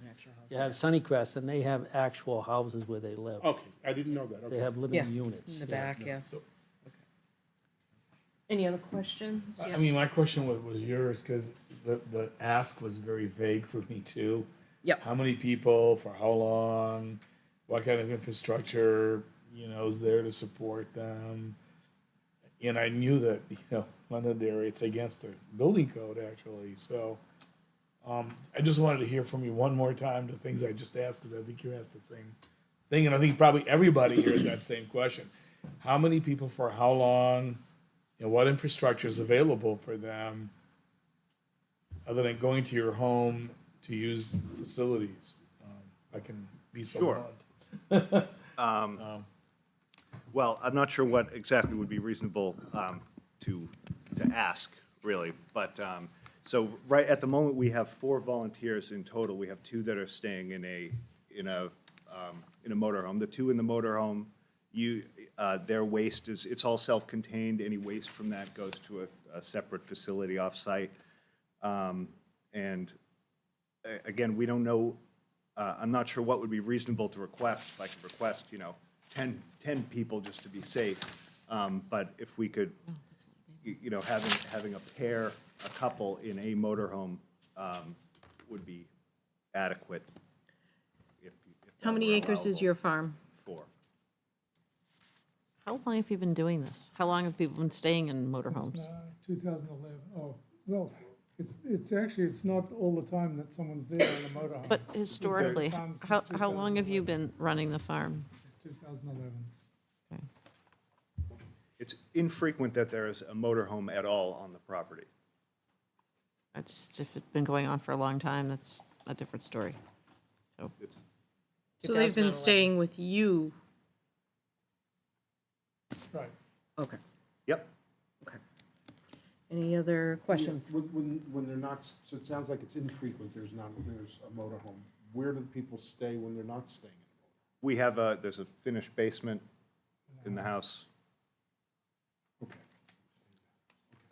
So you could add to your home. You have 4 acres. Potentially. Okay. Is there any reason why you wouldn't give them adequate home dwellings? Oh, When well, someone arrives in a motorhome, though, we'd have to tell them they We'd have have to to park tell it them. and they have to live in the house. These are often travelers. This isn't their primary destination. So it's a vehicle or part of the way that they're traveling. so with the woofing organization, usually they stay 1 month at each place, and then they'll move up to Vermont, or they'll move on to somewhere else. Nick, if someone visits in their motorhome for someone that lives in Londonderry, how do we even know if when we have visitors versus? If somebody visits in a mobile home or a camper, usually we're not even aware of it if they're there for such a short time. Okay, But when the town becomes aware of it, we tell them, no, you can't do that. okay, all right, thank you. Okay. Any other questions from the board? Okay, I'm going to bring it out to the general public. Is there anyone that would like to speak on behalf of the applicant in favor? Let the record show there is no one. Anyone in opposition? Let the record show there is no one. I'm going to bring it back to the board one more time. I'm just going to mark the document we were given about interns Yes. as Exhibit A. Exhibit A, please. Kelly, you know we're marking it A. Perfect. Okay. Got no other questions from the board? Okay, I'm going to close this portion for the public hearing. Do we have anything we have to hash out, or can we go through the 5 points? I guess a question for our building inspector is that, are they here because somebody found out that people were living on their property? I sort of gather that, and that's Oh, well, why they're here asking for a variance. Just a It- question. It does, regardless It of. doesn't really matter, It I doesn't guess, but matter. I'm just curious. Because, yeah, we just have to hash this out, that No, they're that's here fine. for a variance. Never mind, Okay. it's late, sure, let's go. Okay. All right. We okay to go into the 5 points? Okay, let's do it. Granting the variance would or would not be contrary to the public interest because I say it would. I say it would. Yeah, I agree with you. I agree with you. Okay. Due to the welfare, health, and safety. Well, it alters the And essential. it also character. alters the Mobile essential home character of the sitting in neighborhood. Residential property. If somebody's living in it. Picture from 10 years ago with 15 years ago. Spirit of the ordinance would or would not be observed because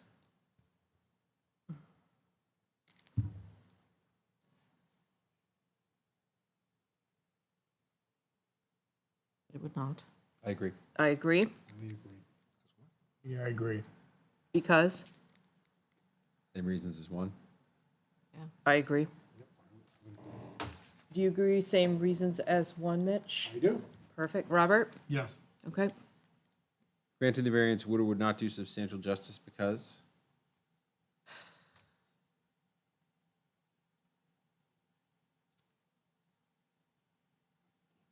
I don't think there's a loss to the public. I would say there would. I agree with you. I agree on that. Agree as well. I would agree with that point, yeah.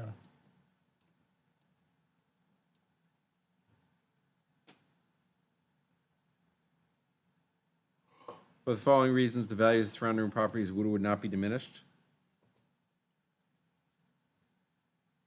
I don't know what the surrounding properties look like. I went over there, I would say would not, it just seems remote enough that they would not. I agree with you, Mitch. Yeah, Agree. I would agree with you. It's pretty remote. It's not like,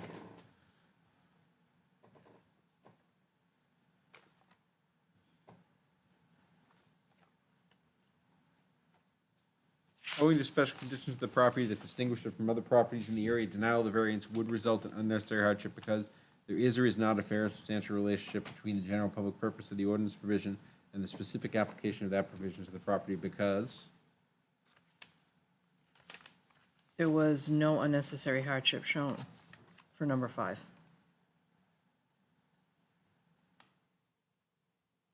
you're saying there is a fair and substantial relationship? Yes. I agree with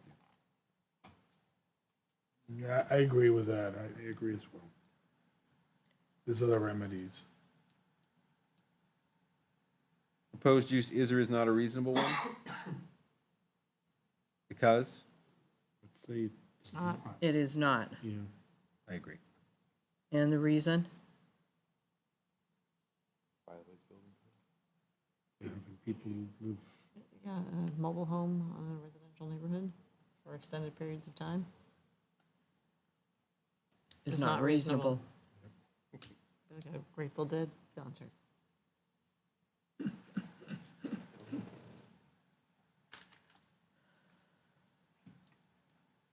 Which isn't bad if they do it where you can do it.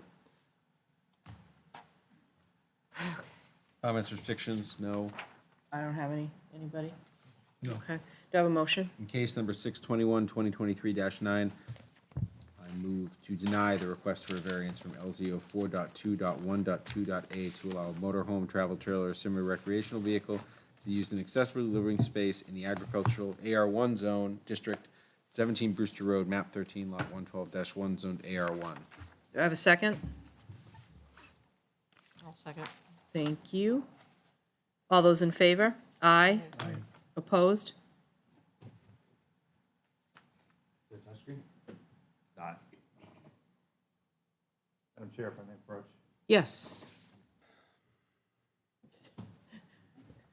It wants to go home. Time's out. doesn't work. That's it, it's done. Thank you. In case number 621, 2023-9, the request for a variance was denied. They changed it. Oh, there it is. She had the right,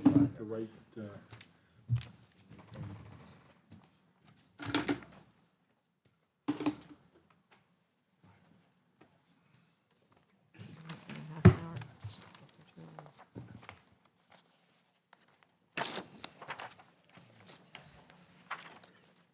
Thank you. Ready to roll? Ready? Case number 621, 2023-10, a request for a variance from LZO 4.2.1.3.c.2 to allow an encroachment of 5.5 feet into the side setback where 15 feet is required in the AR1 district, 34 Holden Circle, map 9, lot 14-23, zoned AR1, Joel DiAgostino and Alyssa Wright DiAgostino, owners, and Jack DiAgostino and Marianne DiAgostino, applicants. You have to, point. I'll take a lot. Just floating over there. Thank you. Thanks.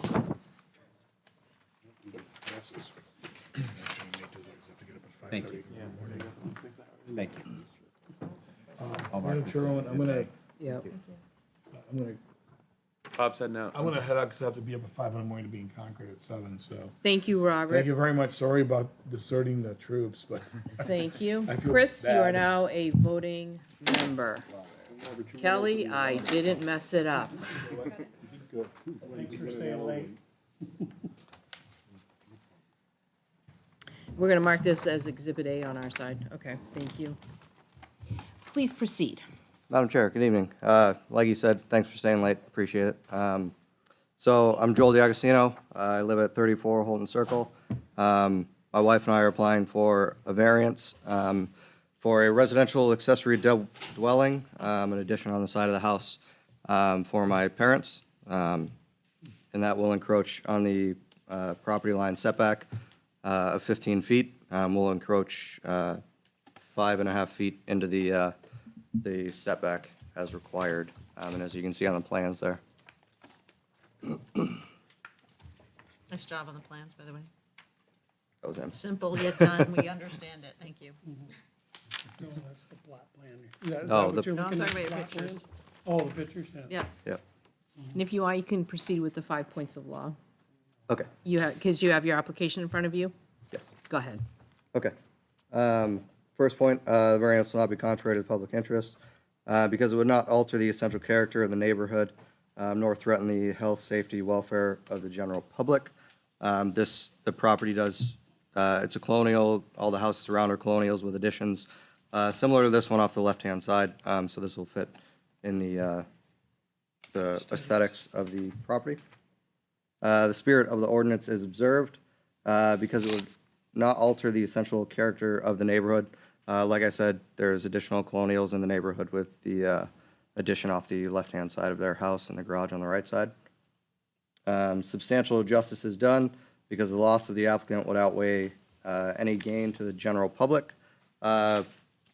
We did look at putting the addition on the right-hand side of the house where the garage is, but that's not very feasible in the budget we have. So the entire project would be untenable if we went on the other side of the house. There's also the leach field on that side of the house, and there is a steep incline that we'd have to backfill the property if we went further next to the garage as well. Number 3, substantial justice is done because the loss of, that's the one I just covered. Yep, just covered that one. See, you're starting to see cross-eyed. I did the hardship too. Yeah, I also have to get up at 5. The values of surrounding properties are not diminished because the proposed addition will be well-constructed and have a cohesive look with the original structure. We are going to follow the roof line of the small bedroom. You can see that's close on the right-hand side of the house. The roof line will be similar to that, so it looks like it kind of extends through the whole house with a consistent look on the house. Number 5, the literal enforcement of the provisions of the ordinance would result in an unnecessary hardship. Allowance of the variance to build closer to the side setback would not result in detriment to the public good or purpose of the ordinance. Bullet 2 here, the proposed use is a reasonable one. An accessory living unit for the owner's parents is reasonable for the neighborhood. And part B, literal enforcement of the code would create an unnecessary hardship due to no options to add the opposing side of the property because the garage and the septic/leach field are on that side of the property, and would, yep, and backfill to the property as well. So the cost of the project on that side of the house would be more than double. So you would not object if I took your B answer and moved it up to A? I would not object to that. Excellent. Perfect. Do we have any questions from any of the board members? Not for me. No, we're good. It looks like at the closest, the distance is 9.4 feet to the property line, is that correct? That's what, yeah, our surveyor did. Yep. And on the request that you submitted, you requested a 5.5 foot encroachment, is that right? Yeah. If my math is not incorrect Should at be 11 o'clock at night. 5.6. Should it not be 5.6? Yeah. Would you like to amend that? Yes. Let the record show that we're going to amend that. Thank you. 5 feet. I'm good. 5 feet, 6 inches. Wait, no, is it 5 feet 7? Wait, 5 feet 8? Well, Wait, tell me. It was 5 Yeah, feet. the Nine- math was one off. 9.4 feet is the closest that it Point encroaches. four? 0.4. Oh, okay. Is it 0.4 or is it 4 inches? I think it's 9.4. No, 5, 9.4 feet. 9.4 feet 9.4 feet, yeah. 4 feet. remaining to the property So line. it would be Yeah. 5.6 feet. Right. Which is what I said. Yeah. Yeah, Right. And what he really. not 5.6. 5.5. I guess they had 5 and a half, and then And how big is this addition? 24 by 36? And do you have enough room on the back of the house to put it? No, we have a pool back there. Directly behind the house is a pool. Yep. On the right-hand side is the leach field. Okay. Any other questions? Not for me. Okay, I'm going to bring it out to the public. Is there anyone for the applicant? Let the record show there's no one. Is there anyone in opposition? And there was no one in opposition. Bring it back to the board. Good? Okay, we're going to close this part of the public hearing, and do you want to go into deliberation? Does anybody have any questions or concerns? I have no further questions. I'm good. Okay, let's deliberate. Granting the variance would or would not be contrary to the public interest because I would say it would not, Agreed? does not alter the essential character of the neighborhood. I agree. Also agree.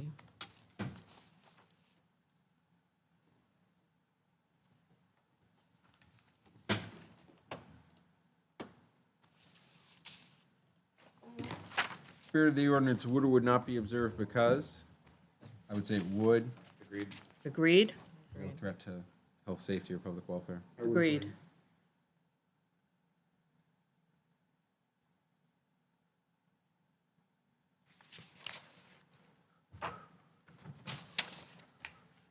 Granting the variance would or would not do substantial justice because I would say it would. Agreed?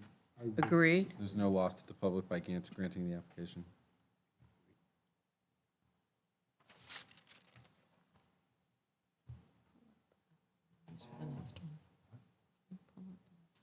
For the following reasons, values of the surrounding properties would or would not be diminished. I would say they would not I agree, would not. I agree would not. Agreed. because the addition, Would improve their property Right. value.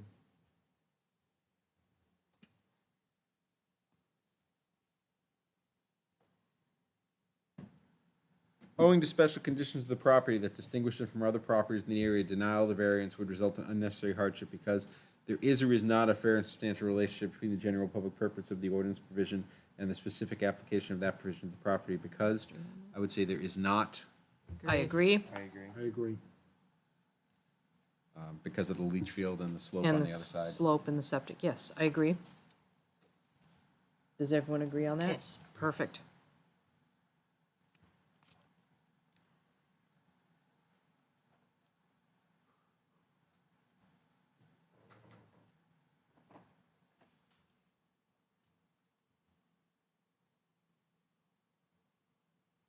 The proposed use is or is not a reasonable one because I would say it is. In addition, Is. it's reasonable. I would say it's reasonable. Agreed? Comments, restrictions, Addition no larger than 24 feet by 36 feet.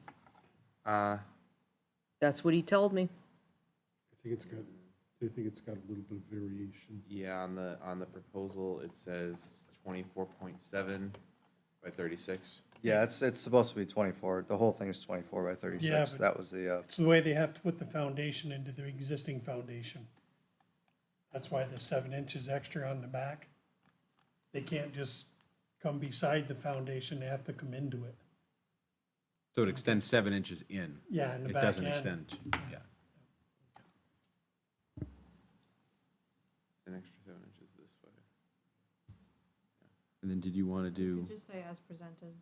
Yeah. Love that. Thank you.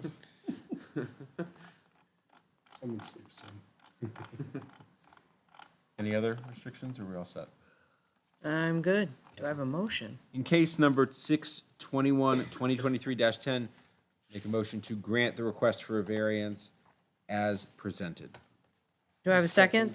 Second. Thank you, Mitch. All those in favor? Aye. Opposed? In case number 621, 2023-10, the request for variance was granted as presented. Have a good evening. Very much.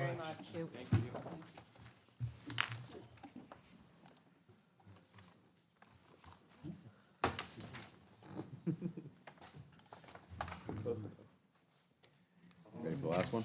Let's do the last one. Case number 621, 2023-11, a request for a variance from LZO 4.2.1.3.c.2 and LZO 4.2.1.3.c.1 to allow an encroachment into the side and front setback areas in the AR1 district, 49 Perkins Road, map 15, lot 49-4, zoned AR1, John and Aria Emery, owners and applicants. And good evening. Who will be presenting? I'm Jonathan Emery, residing at 49 Perkins Road. The variance is, and the request is in for relief from the ordinance to put in a shed within the setbacks due to the hardship of the property and how it's shaped. Along Perkins Road, you'll see similar locations of sheds located at the roadway and the side adjacent properties because of the sloping of the land, literally between the front edge of the property and our house is the only level part of the property between the front of the house to the back of the house. It even slopes 10 feet in grade. So that only allows that particular position of the shed to be in the front of the property. And as you can imagine, we've lived there for 12 years, 3 kids. Stuff gets accumulated and we want a place to be able to put stuff, keep the property in neat condition, and be able to store stuff adequately.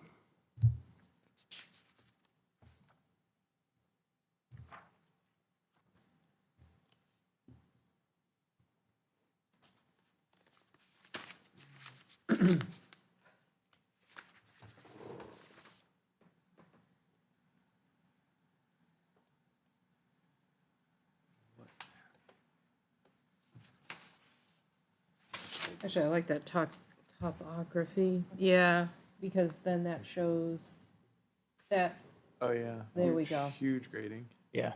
Perfect. So where is it going exactly? In the front. It would go in the northeast corner. So the top right, basically, right up in there, yep. And that's pretty similar to, the other pictures that I provided in there with adjacent properties down the road from mine, where they're all located, basically. So it'll be over here. Nice.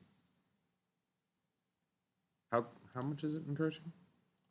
It would be 7 feet into the side, and I believe it would be about 5 or it would be quite a bit into the front because it's a 40-foot setback in the front. It might be confusing.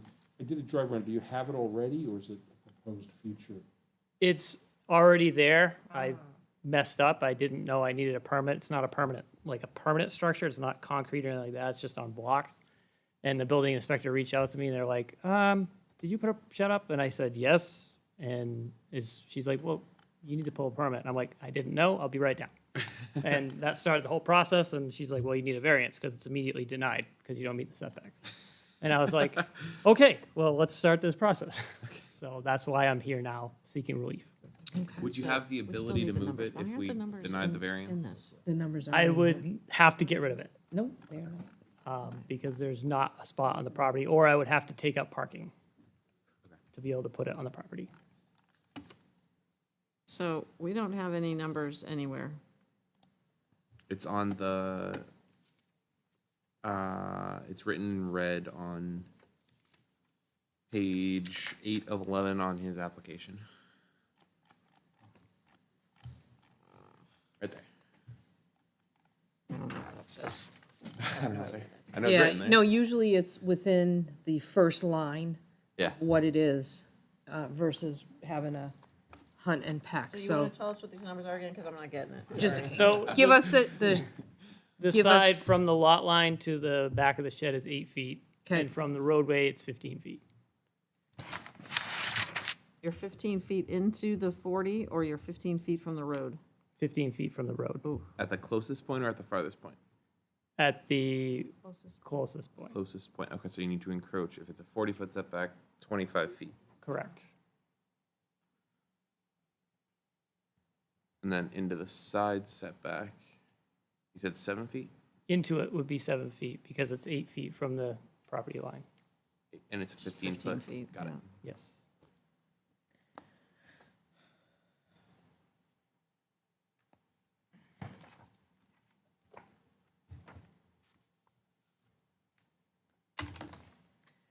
Any other questions?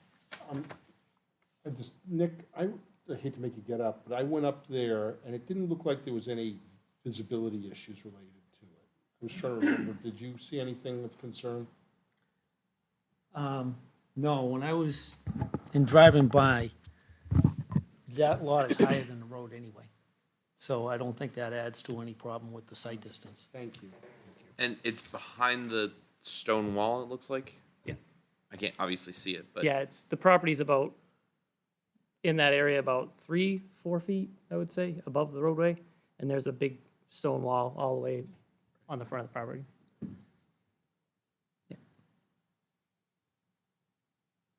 So it's like tucked in that corner. The top right corner, yeah. Right. Right there, yep. And what is that dashed line? This is the topo. Oh, okay, thank you. So it's all That was, the, it was a visual for me. Right. yeah, so all the homes from my home down the street are all, you know, the backyards are just, so even They the back, drop off. everybody has walkout basements. And Yep. Right. Yep. Okay, I'm good. good, all right. Any other questions? Not for me. Okay, I'm gonna bring it out to the audience. Anyone in favor? Let the record show there is no one left, and there was no opposition. One last time, just to bring it back to the applicant, in case you have any questions. We're good, okay, we're gonna close this portion of the public hearing, and let's go into deliberations if we do not have anything to talk about, I'm good. okay? Granting the variance would or would not be contrary to the public interest, I would say would not. I agree. I agree. Agree, No threat, no, doesn't alter the essential character. of the and does not alter the character, no, of the neighborhood. And we all agree. We all agree. You all agree? Yep.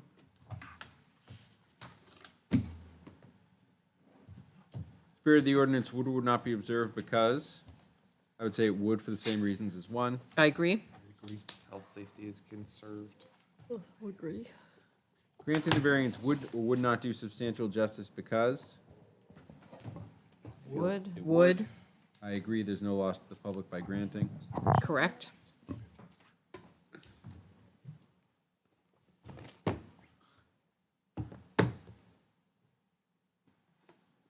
For the following reasons, the values of the surrounding properties would or would not be diminished. I would say would not. Would not, The addition of a shed doesn't change property values. Depends what it looks like, but okay. Matches the house perfect. Perfect. Owing to special conditions of the property that distinguish it from other properties in the area, denial of the variance would result in unnecessary hardship because there is or is not a fair substantial relationship between the general public purpose of the ordinance provision and the specific application of that provision to the property, because I would say there is not, We I agree. given his height, the height of the property off the road. Uniqueness, yeah, and uniqueness of the slope. property on its height, yep.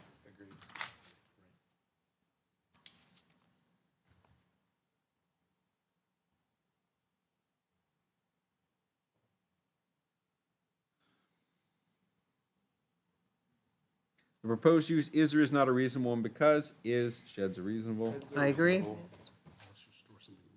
Comments, restrictions, What's the exact size of the shed? 10 by 16. shed not to exceed 10 by 16.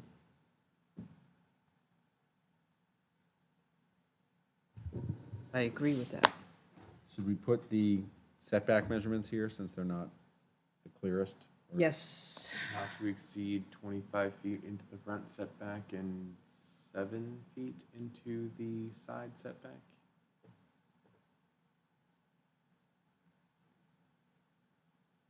not to exceed, how much in the front? 25. 25, yeah. And 7. Would